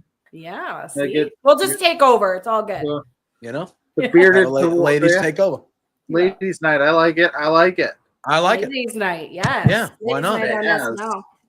Yes. All right, I gotta Oh, wow. run. Okay, But have fun. Bye. Be good. Behave. Be careful. Be kind. we'll try. Okay. I can't promise But- on the kind part, but Now that she's gone, are you seriously telling me Seth Rollins is faking his? You bum. yes, I don't know. I am. Now go make me a sandwich. Wow. He might be, and you might not be wrong. I'm just sitting here going like, I don't love the like idea of it, but I mean, there was the rumors of the theories of like he is flying to do the Rich Eisen show, and he's got the serious knee injury. He probably shouldn't be flying with serious knee injuries. There's a lot of pictures of walking around with them crutches, and Yeah, you know, listen, here's the thing. maybe they're trying this whole new. We're gonna work these injuries into stories. I don't know. Yeah, I don't know. I think that I now believe the Alvarez report, which was Seth is banged up. They were going to give him some time off just to kind of heal some stuff, but they were going to play it out that he was hurt way more than he actually is. And I think that was to trick. Jesus Christ. I just think that's There what we they're go. doing. I'm gonna get yelled at. Where is he? I don't know. He is in a. Where I'm are at a you? bar. You're not. Okay. The first thing I hear Uh-oh. is Jesus Christ opening the show. Ouch. You just yelled at me in the chat for 5 minutes. I'm like, I'm gonna get it. Because real do you time agree with now. me that Seth Rollins is cashing in? Yes, absolutely. I think we have been bamboozled, run amok, led astray, and Hoodwinked? I ain't ever hoodwinked. I do think so. Yeah, And the I think longer Punk. anybody yeah. goes without directly saying, because you're bang on, JPJ. I wanted to hop on because I'm not just here to criticize Pluggo, but I'm here to tell him he's wrong.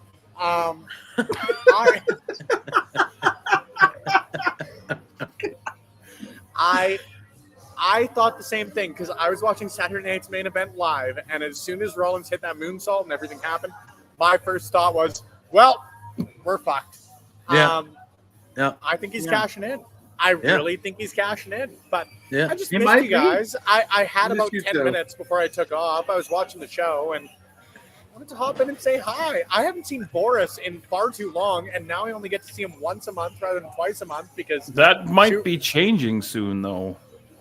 keep that on the down low, brother. But I only get to Something see that happened Big Bad used to happen Boris. on Wednesday night might be coming back too. Ring Crew. Oh my God, you're one of the only people to jump back into Ring Crew. Fuck that, all the way. Hey, listen, I didn't show Don't up. worry, we know. Yeah. didn't show I up for also, Ring Crew. if you guys are right, that's cool, and I'm all for that. If I'm right, I think it's because they failed so miserably over the years with like this Money in the Bank stuff that they don't want to just make a quick decision, and they're like, maybe we can milk it a little longer till we get a more favorable. Because you got till June. But yeah, I don't know how they keep this going without Seth cashing in because it was not the vibe on Monday for sure. I agree. I agree. But like I said, it's 365 days. So the fact that they haven't like stripped them or anything like that, you know, admittedly, while WWE has very flexible, let's put it the nice way, rules for stripping people of titles for defenses or anything like that, they haven't taken it away. Which means he's going to be back within the year, which for me, if they couldn't execute something storyline-wise, they would have stripped him. Take the year, that sort of stuff, again, very much away from it. I 100%, and it's very rare because like we always have our debates here, guys. I don't think I've ever been 100% aligned with a vision, but JPJ, claps Thank for you. you, snaps for you, Thank you. as Elle Woods would say. I Thank think you. your closing shot of SummerSlam is Paul Heyman with the Wise Man gimmick, Braun Breaker, and Bronson Reed. I almost said Strowman, but Braun, and Ed, and The Braun Eddie. Bronze. The Braun Bronze. Ed, and Eddie. With fireworks Celebrating going. With fireworks As Seth going. Rollins completes his second heist of the century. Yep. I think that is I think that's the end of night one. I think 1000% that is the end of night one. Well, when that doesn't happen, that. I'm texting both of you being like, told you. Because I think I've been wrong before. Yeah. I think I am right now a week and a half out or whatever, a week and a couple of days out. I am of the belief that CM Punk is beating Gunther no matter what happens at SummerSlam. Whether he's going to keep the belt or whether Seth is going to cash in. But I believe Seth Rollins, this is all a ruse. And that Seth Rollins is going to cash in on Punk, and then we're going to get Punk chasing Rollins, continuing their stuff for that belt. And I think that's what we're getting. Not to like take over here, but I just want to answer Dustin. I'm going to be quick. I've got to take off in a couple of minutes. But Dustin, to answer your question, I don't think so because I think the second night of SummerSlam, we're going to see a double turn. Yes, we with are. Cody Rhodes and John Cena. Yes, we are. There are Spencer so many and I reasons we get along. Spencer and I are aligned here, baby. We're even Because finishing night each two- other's. Yes. Sandwiches. Sandwiches. There we go. For both of you, Pluggo, I'll put you over for that one too. Yeah, no, Pluggo got that first. But yes, I knew where you were going. Not like But yes. you guys are going on these massive limbs here. No. But I think we're getting the double turn, and I think Cody. I think Cody is. We're doing it. We're doing the double turn. with Cody, at the We end of night figured two. it out, baby. Yeah. We're reaching here. See me? Reaching? I don't know Honestly, what's happening right now. It's okay. No, You're a I'm beautiful going to take man, off. Boris. I was just, honestly, I was watching and I had a couple minutes to spare, and I missed you guys. I love you guys. Yeah, we Yeah, we love you too, buddy. Anytime, I you know. have the StreamYard link, so executive Nope. privilege. Love you Don't all. close the show out. We So, love you. Pluggo, I have to hit this end stream button, right? No, Yes. don't do it. It's Oh, happened no, I just before. have to Don't click do it. here. Oh, All right, there he goes. The boss man, Spencer Love, popping That in. was- All right, Boris, I'll ask you because Dustin a little bit earlier said, "Have you seen the? I know you haven't been watching WWE. Have you seen the trailer or know about the new show that's coming out on Netflix, The Unreal, Yeah. where they're showing unprecedented behind the scenes stuff? What are your thoughts on the concept? Are you going to check it out to see what it's like? Or are you kind of against that stuff? What are your thoughts? I'm sure I'll watch it, and I'm very torn between kind of I want to see, and again, it's what they want you to see, so it's kind of a work in the middle of a shoot, if that makes sense. But Yeah. I'm kind of interested to see, you know, how that all looks and how they want to portray it. And I'm also of the ilk of, you don't need a camera back there. Don't ruin. I mean, the magic's kind of ruined enough. We don't need to like continually kick the magic while it's down. So I'm sure I'll check it out just because of curiosity. And but I don't think it's necessary. Like, what else can we possibly do? There's a lot of people pissed about it. Like, we don't need you promoting the the unkayfabe of a kayfabe show. The real, it's like they're relaxed. Like it is dead, but they're making money. They got to, and it will be very, very calculated. Want to show for sure. It's gonna be real. In WWE sense. Ben's in the house. What's up, Ben Omen? You stud. BB2B. Yeah, for sure. You get him on here once in a while. He's a handsome man. Yeah. I did see though that Netflix is super happy with the way things have gone. They've been in the top 10 every week since they've been signed, and they will be looking to make an aggressive push in 2026 when the Peacock rights go away for that stuff. So maybe we'll see that pay-per-views end up on Netflix, which I would love. Yep. Nice. That would be fun. I want to live in a world where everything's back into one space. That's how I know you have it here. We got everything on Netflix, which makes it easy for me to not watch it. Dustin's thing, double turn. Do we see The Rock? Yes, The Rock's going to come out and chokeslam Trick Williams. Poor Trick, man. He sold it like a champ. But of course. We glossed over that. Like, didn't need to be Trick. Undertaker can cut that promo if he wants, whatever. Didn't need to be Trick. Didn't need to be Trick. I get what they were doing. They're promoting the LFG, and he's one of the coaches of LFG, and some of the LFG guys, and Trick had a bust up. But the thing was, now I get it. He's Undertaker. He's a Mount Rushmore guy for most people. But, like, if you just made Trick look super silly right there. Trick said a lot of great things. I thought Trick's promo and the way he was cutting him, he's taking digs at Undertaker was really good. He left that looking. It's like, okay, the Undertaker's still the Undertaker, which I understand in kayfabe. That's what they do, and he's incredibly over. But poor Trick, man. Touchdown, Stampeders. Sorry. Yeah, looking to get himself over still. Like I would have liked to see Trick get a couple of shots in there. Maybe it's 92-year-old Undertaker. Like, look at what TNA. Like, what's Trick gonna say next week? Yeah. What's Trick gonna say next week? Where I'm gonna go? Okay, you let that man catch you off guard. Are we gonna get a Trick Williams Undertaker match? I would doubt it. What was the purpose of it? Yep, to get the Undertaker over. Right, but I'm saying, what's the real? Yeah, right. Hey, is this LFG show any good? I've never watched it. I've heard good things, but I don't get A&E with my my non-cable YouTube TV. I don't get A&E, so I have not watched it. But I've heard good things. I'll tell you what, the guy who won season 1, that Jasper Troy fella, I like what I've seen so far out of him on NXT. Yeah, he's not bad. He's not bad. He's a big guy. He's a big guy.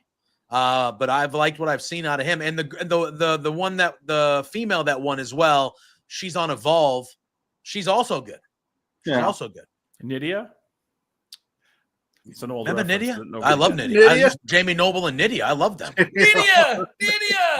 I got to go back and watch. Do you remember Jamie Noble when they were with Nydia? Hell That yeah, shit rules. Absolutely. Oh, yeah. Fuck yeah. Why do was Jimmy Yang Wang part of that group too at one point? I could have swore. Jimmy Yang. Oh, yeah. Jimmy. Yeah. I wasn't around for him. I could have swore they were a tag team at one point, but maybe that's just some weird thing in my psyche. I might be wrong on this, but wasn't... Oh, maybe I'm wrong. Jimmy Wang Yang and Jamie Noble in the Young Dragons in WCW, and Jamie Noble was under a hood. Is that true? Wasn't it Yang and Kaz Hayashi and a guy under Young Dragons? I think it was YUNG. I think it was Yang Noble. While your brain figures that out, if you're looking for more insight on Jasper Troy, tune into Spencer Love's interview with Booker T. They talked about him extensively, and I'm not just saying that because he commented. It is true. It's up on this channel. When you're done here, go check that out. And they put Jamie Noble under a hood and gave him like a Japanese sounding name. Oh, maybe. His name was Jamie San. And it was Jamie. Jamie's was it Yang on. too? Was Jimmy Yang in that as well? Let's see here. There was Kaz Hayashi. Yeah. There was Yang, who was Jimmy Wang Yang. And Jamie Noble under a mask. And then Jamie Noble, and they had a manager named Leah Meow. That was Kimona Wanalea. That was Kimona Wanalea. Look at me. My memory persists. Thank you, Boris. How come I never get to play Quizplex anymore? Not that it means anything, because you can buy the fucking win. Oh, sorry. I said the quiet part out loud again. Sorry, Spencer. No, they're very actually, I was in They're Calgary. very I I missed Quizplex because I was in Calgary. Who won? I don't know. Do we not remember? Who Wow. won? Oh. Spencer gets mad when I talk about Quizplex like that. I apologize, Spencer, but it's still true. I was on Quizplex once. Alley Catch one. Good. I was Alley Team Catch Alley one. Catch. Good. I've been on Quizplex, Quizplex. yeah. I've been on Quizplex a couple of times as a contestant. I scored the lowest possible -8 points of all. I think that's the lowest score of all time. True. I I finished am second. a one-time Quizplex champion. There you go. I finished second in my first. I lost to the Canadian Goose. I am the. That guy is a savant, man. Yeah, I lost to the Canadian try Goose. with him in trivia. Goose, Crazy. I'm the fill-in guy for whenever somebody's not available to. I filled score, in. which is, That's what I. which won, is what I'm hilarious. Which is hilarious because I can't count, and they let me keep score. Nice. Spencer is not lying. Quizplex is the reason I am here. That The is a true reason story. That you're here. Yeah, I hopped on. I answered a trivia question correctly. I was asked to be on Quizplex. I was the star of the show, per usual. I didn't win, but I was the star. I was the shining light of that episode. And yeah. The funny part about that is I always joke that I was never on Quizplex for the longest time, and Spencer's answer was like, we brought you into the website. Like, you're here either way. Yeah. And then I ended up getting on Quizplex, and I have nothing else to complain about. Yeah. And now look at us. Yeah. We're just 3 dudes with beards talking about other dudes with beards, some dudes without beards. Look at us go. The Short Kings are in the corner there. They were in the chat earlier. Shout out to them. Paralira's got a beer now. What is going on? Well, Parabira. I just invented that. I get a nickel every time someone says that. There you go. There you go. It's a grapefruit ale, from what I understand, the Paralira beer. I'm looking forward to the next LPW live event coming up in 2 weeks, right here in Edmonton, so I can ingest one of those. Yeah. That's coming. I mean, up. I've had a lot of IPAs that have a lot of grapefruits in them. So a grapefruit ale, huh? This is what I understand. Hey. Spencer's Spencer says he's always got a funny. few for you for research purposes. Spencer, I know you always got my best interest at heart. We're getting an AEW championship match next week on Dynamite, fellas. Yeah, that's a big deal. I wonder what it's Chicago week to fuck with that. Yeah, it is the last of their 3-week little mini residency that they're having in Chicago. It's kind of a neat room. That yeah, room. it's very cool looking. Very I know cool it's looking weird venue. Coming off of the big stadium show to go to such a small room, but I like them working those smaller, fuller rooms. I'm cool with that. You said his name and he appeared. Kyle Shaw's in the chat. Kyle Shaw's in the chat. I just put Goose over for beating me. Yeah, I just put you over for beating me in Quizplex. Yeah, so they did that at the end. Again, I loved Hangman all the way throughout the show last night. But at the end, when the Death Riders were all out there and Hangman's music hits and he did not give one shit, he walked right down to the ring, did not hesitate, got right in that ring and right in Moxley, and all of them were, he's like, I don't give a fuck. And he walked right down there and he said, I loved him not hanging Yuta and talking about how, hey, no one's coming to save you right now, like that, planting that seed. Yep. The storytelling is there. Yep. And then just Hangman being like, you're playing by my rules. Everyone but a ref banned from ringside. And he does the thing where he goes, and I already know you're going to say yes, so I'll see you next week, dumbass. And I thought Moxley's reaction was perfect. He's so pissed, but he knows Hangman's right. And he's fucking like, God, I'm going to fucking kill this guy. I kind of hated the dumbass at the end. I don't know. Oh, you did? Not that he called him, but just the way he delivered it. It's just like dumbass. I'm like, oh man, it felt a little weird to me, but I loved everything else.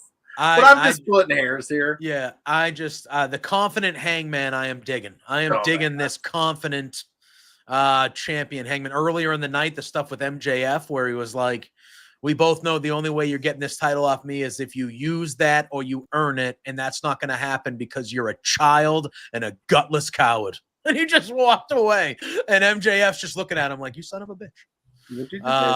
Just real good. Just real good. How mad will the internet be if they put the belt back on Mox again? I would never say 100%, but I feel pretty confident that's not going to happen. I think so too. But how dare you, Boris? Yeah, put that I feel pretty confident that's not going to happen. Speaking of MJF, Happy Gilmore 2 drops tomorrow. I know. I'm excited. I know. Apparently, Nikki Bella's all her speaking scenes got cut out.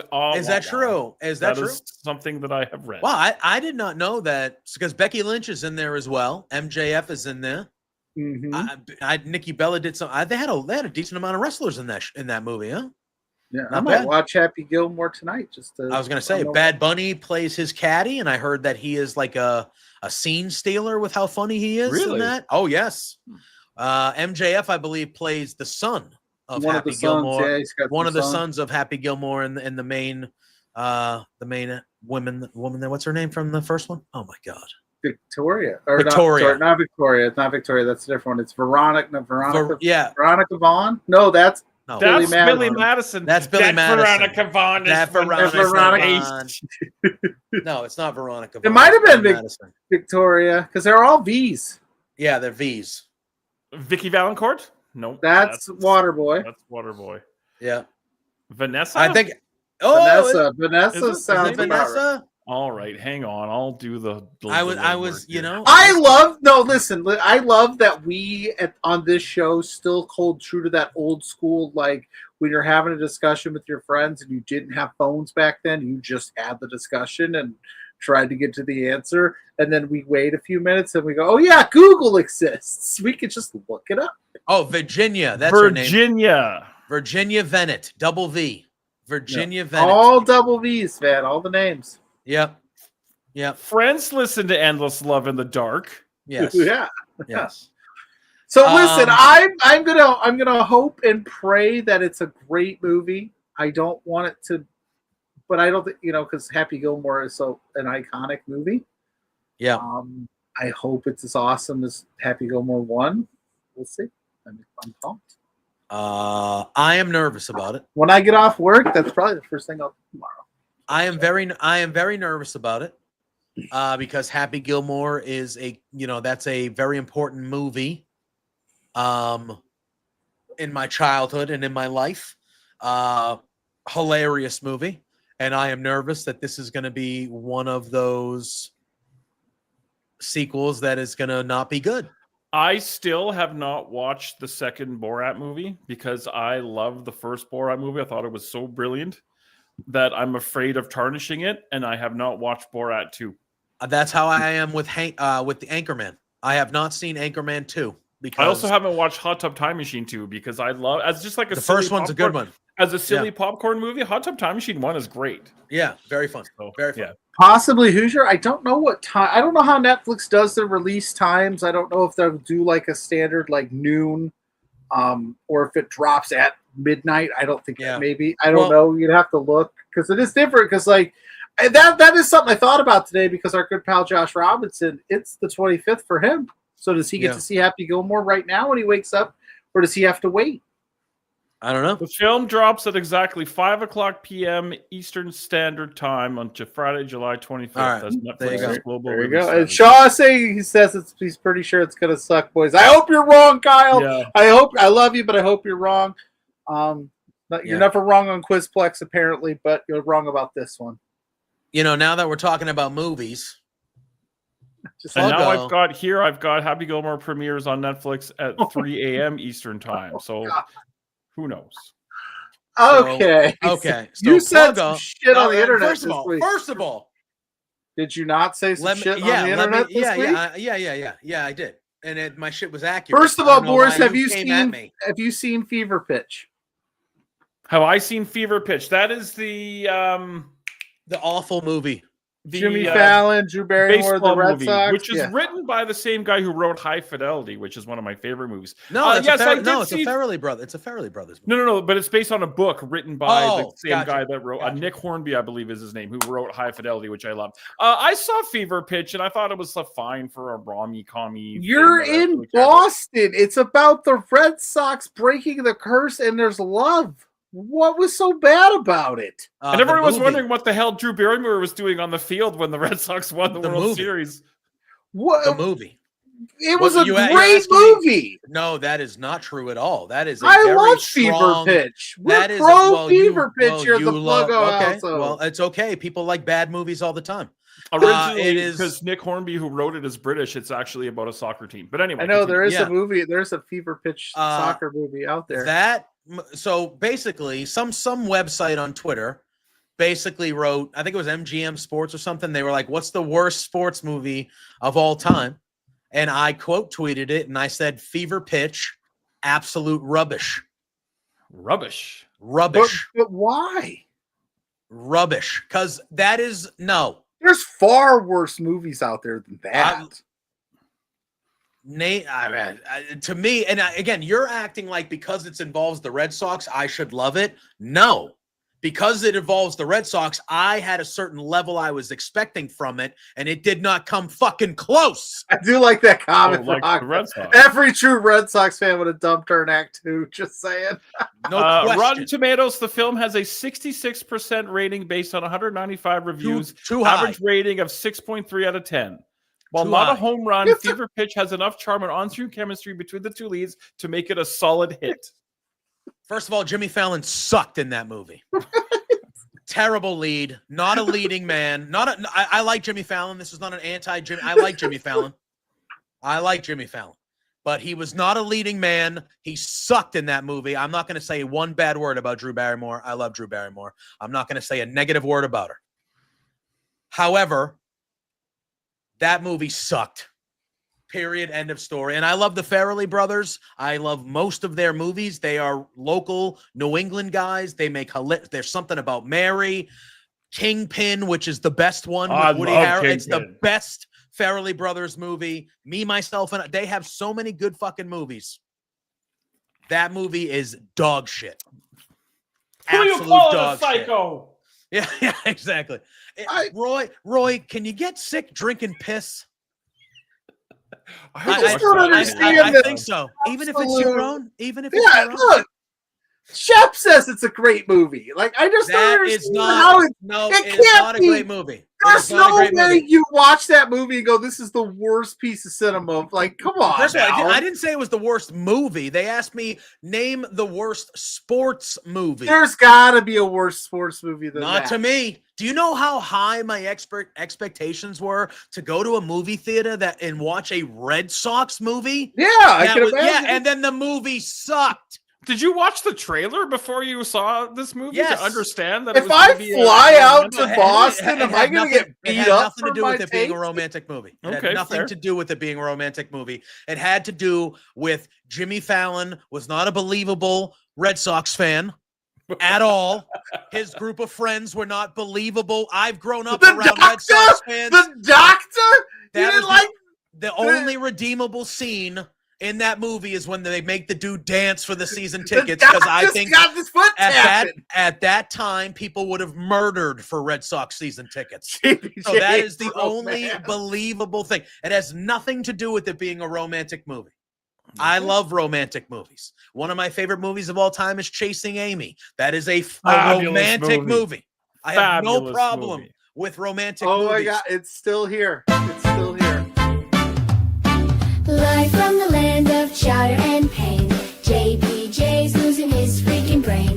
Boston anger, turn up the heat. He's got opinions with no defeat. That's the greatest thing I've ever seen in my entire life. Oh my God, why have I never seen that before? The doctor's got his foot tapping. Yeah, that movie sucks. Jimmy Fallon, that whole group, not believable Red Sox fans. I love Drew Barrymore, but for her, not to the level that we should expect from her. Just trash. So the town ruled. Is this something that like is felt by most Boston Red Sox fans or just you? Don't know, don't care. God, I think don't care. We got to do the man on the street. Man on the street. The second she falls out of the stands, she's fallen out of my life. Get away from me. I'm nowhere near you. Although I will say that drop down, she should have broke a leg. Both those ankles would have been shattered. She would have been in the emergency room, and I would have never seen her ever again. And then murdered by security. I would have never seen her ever again. That would have been the end. I would have never called her. I appreciate that you're saying that Jimmy Fallon's friends weren't believable. He was the doctor was really into her touching Johnny Damon's butt. Yeah, great. That's what I want on my baseball movies.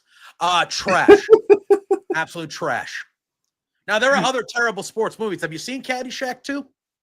Awful. No, I didn't know there was a Caddyshack 2. Because Caddyshack is all time. There are other bad sports movies as well. But I'm sorry. I get it. A lot of people would think Boston, and I know that's where you were coming from, Pluggo. Oh, Boston, JPJ is going to love that one. It's about the Red Sox. No, I had higher expectations for it because it was about that, and it was crap. I wouldn't say that I expected you to love it, but I didn't think you would hate it with as much disdain as you do at this moment. Crap.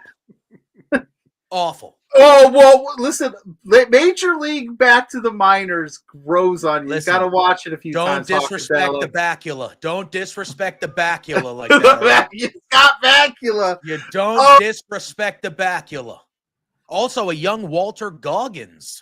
Yeah, that's how I recognize Walter Goggins. That's the first time I had ever seen Walter Goggins. Walter Goggins. You know him if you saw him. You know him. Well, I gotta Google it now. Hang on. You know him. As soon as you see that face, you're gonna go. Yup. The second you see that face, you're gonna go. I know that guy. You know that guy. Is it spelled like it sounds? You know what? You know what sports movie I watched yesterday, and I've seen it. Oh, I know that guy. Probably 500 times, and it still hooks me every time. And I still think that he's going to cross that goal line. Friday Night Lights. Oh, great movie. Never saw it. Every time. Have you watched the show? Time. No, everybody keeps telling me I should. I think the show's better. The show's better. Different, completely. But every time I think that Winchell's going to cross that goal line, I know he's not. Well, Dustin's saying, I guess we could all answer this.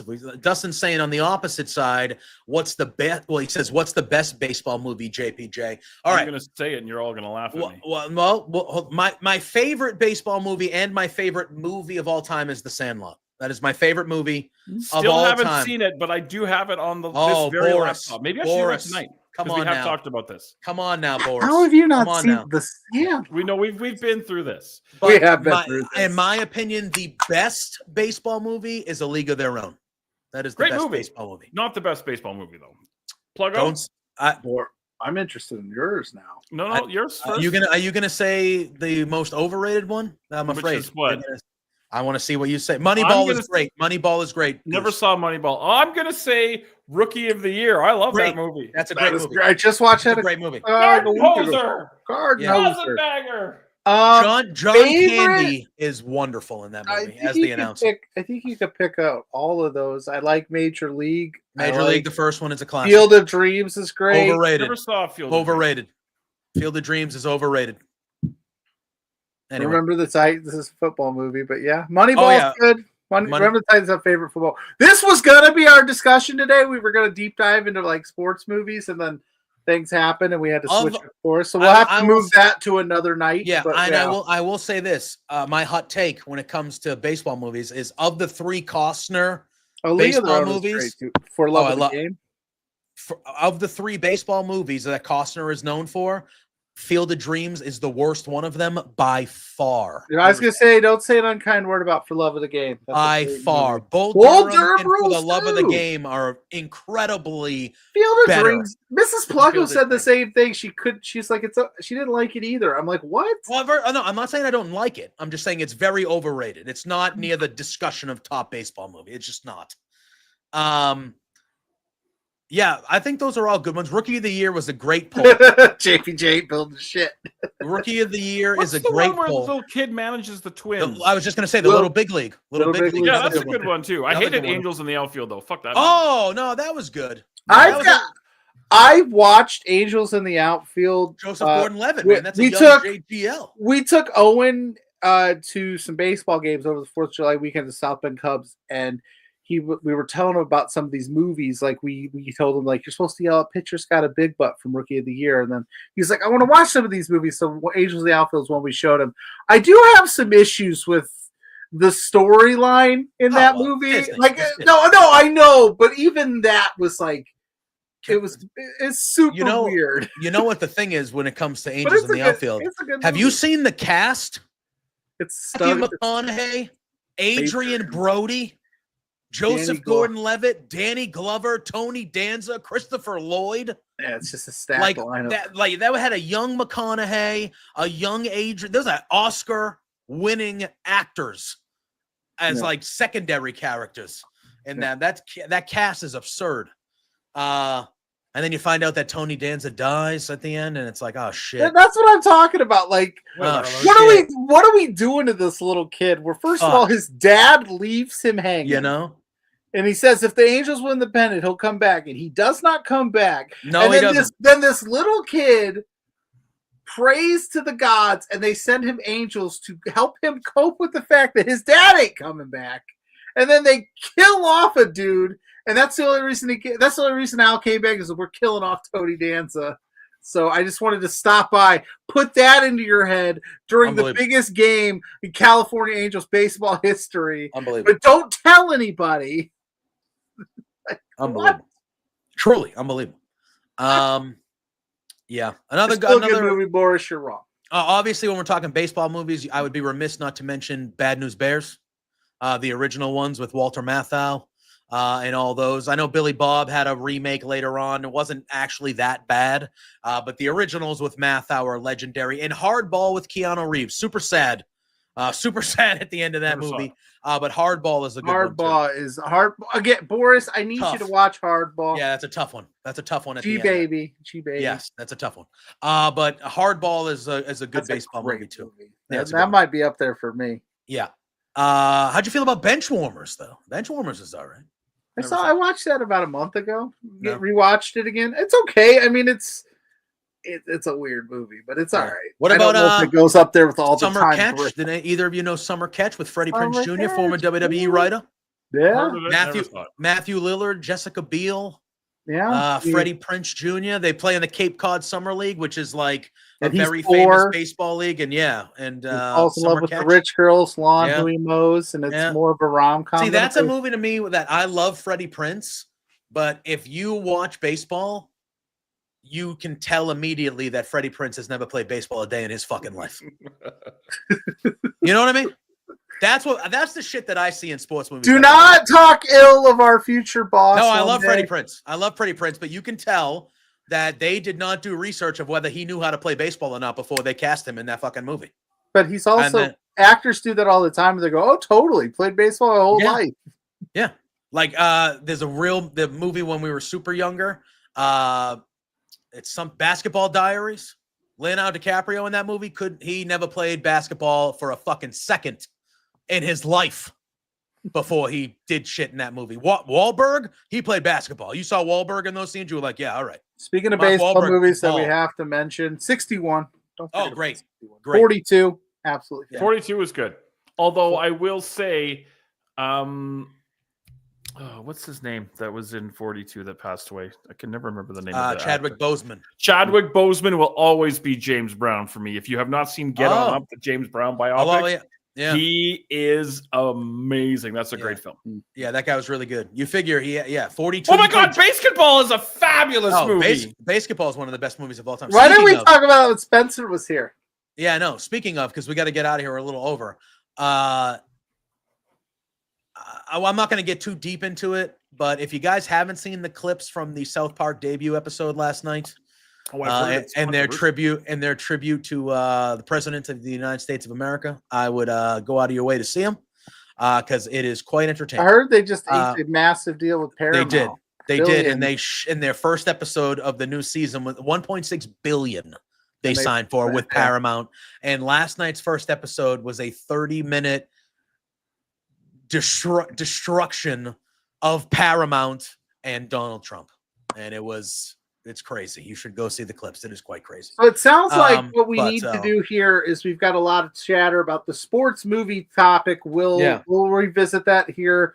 Obviously, next week is probably going to be SummerSlam centric, and then so we'll try to fit that in coming forward because there's a lot of sports movie we haven't talked about, and I know Boris is Canadian, so Miracle's probably number one or something like that because it's a hockey movie. Miracle's the U.S. though, but it's a hockey movie. Fuck the American U.S. hockey team. Are you kidding me? Come on. Mystery Alaska though, that's a good one. That's a good hockey movie.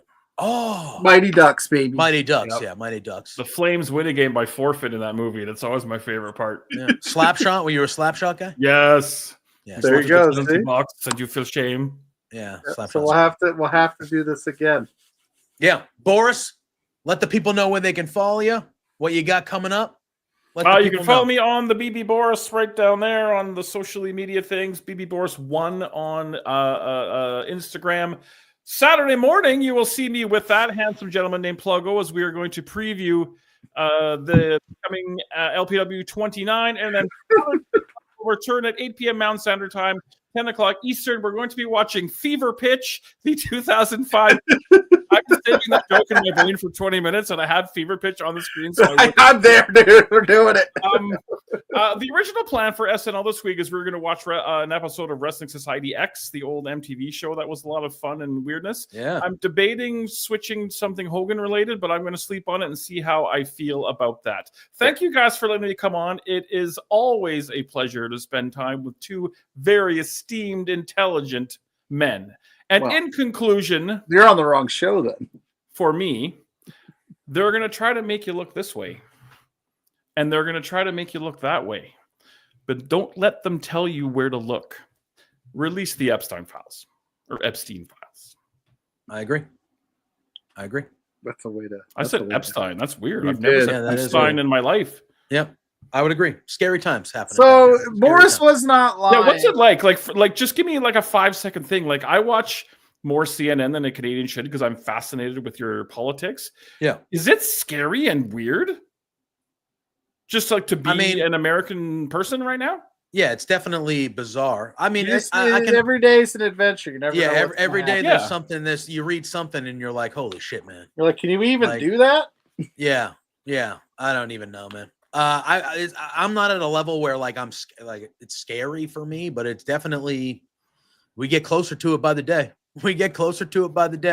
And for me, it's not so much what's actually happening. It's people's reactions to, like, so many people that think that these are actually good things.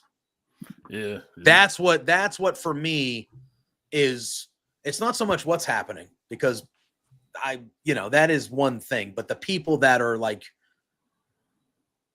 truly believe like this is actually like good for regular people, that's the part of it that could be scary, because there's way more of those people than there is about one guy sitting in an office somewhere in Washington, so that is what is scary for me. But anyway, I didn't mean to bring us down. Sorry. No, but it is what it is. But thank you for letting me hang out. Always a pleasure. Yeah, absolutely. Pluggo. Always. Do the damn thing. Let the people know. Like Boris said, Saturday morning. It is LPW show week, so we will be chatting about the card. Hopefully, Boris has seen it by then. I have, actually. I saw it. You did? Today. Did you? Okay, because that's always a running joke that you haven't seen it.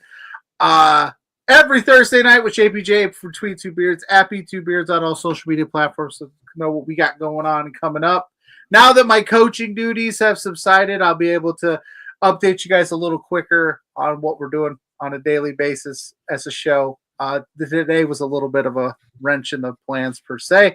And then at Pluggo on all social media platforms, you search Pluggo, you'll find my face. If you search I just became a WWE Shop affiliate. So if you want some gear, click my link. It's in my socials. So do that. Oh yeah. Yeah. You all know the drill with me. JPJ Loves Gaming, all social media platforms. He just told you where you can find me every Thursday night at 8 p.m. Eastern, the flagship show here at Love Wrestling Between Two Beards. You can also find me here Thursday mornings at 9 a.m. with Drew for Firmly Inc., where we take a deeper dive into AEW and WWE. Over on Body Slam, Monday nights after Raw, we got Raw Dogs over there, and Wednesday nights after Dynamite, Dynamite up as well. And then you can follow me over on the Hive Media. I have a show called The Swarm that I do a couple nights a week, and we're doing watch-alongs for all the PLEs and WWE and things like that. I have my sim with the lovely Josh Robinson this Saturday night at 8 p.m. Eastern. We're simming SummerSlam and WWE 2K. Those are always a blast. Summerslam. That's yeah, I like. All right, I appreciate that. The Summerslam. I like it. Those are always a blast. They're chaotic messes, and we always have a good time. So that's where you can find me. Follow everyone on this screen. Follow everyone here at Love Wrestling as we continue to do badass shit all the time. For Boris, as always, sir, thank you. Appreciate you stopping by and hanging throughout the whole episode and talking a little Hogan earlier and kind of having some fun with us the rest of the way. To everybody in the chat, we appreciate you all as well. Pluggo and I will see you next Thursday night. And until then, y'all know the drill. Say hi to Sue. Hello, Sue. Peace out. Hey there, Pluggo and JPJ. It's Trent's mom, Sue, and I have a bone to pick with you. So, I understand that you guys are being real idiots and spending your entire monthly budget. You've got to be kidding me. This is not the way to be when you're trying to run a business. Your boss, Spencer, is really pissed off at you. I'm pissed off at you. You have some nerve. You know, get a grip. You you have to control yourself. You can't just go out and spend all the money that you're making, you two beards guys. Oh no, this is coming out so stupid. Anyway, behave yourselves, or I'm gonna cut you off from watching AEW. You're no longer gonna get to know, be able to meet my son. What? Or me. I'm sorry, this is like, I don't know. Anyway, thanks so much for being fans. Watch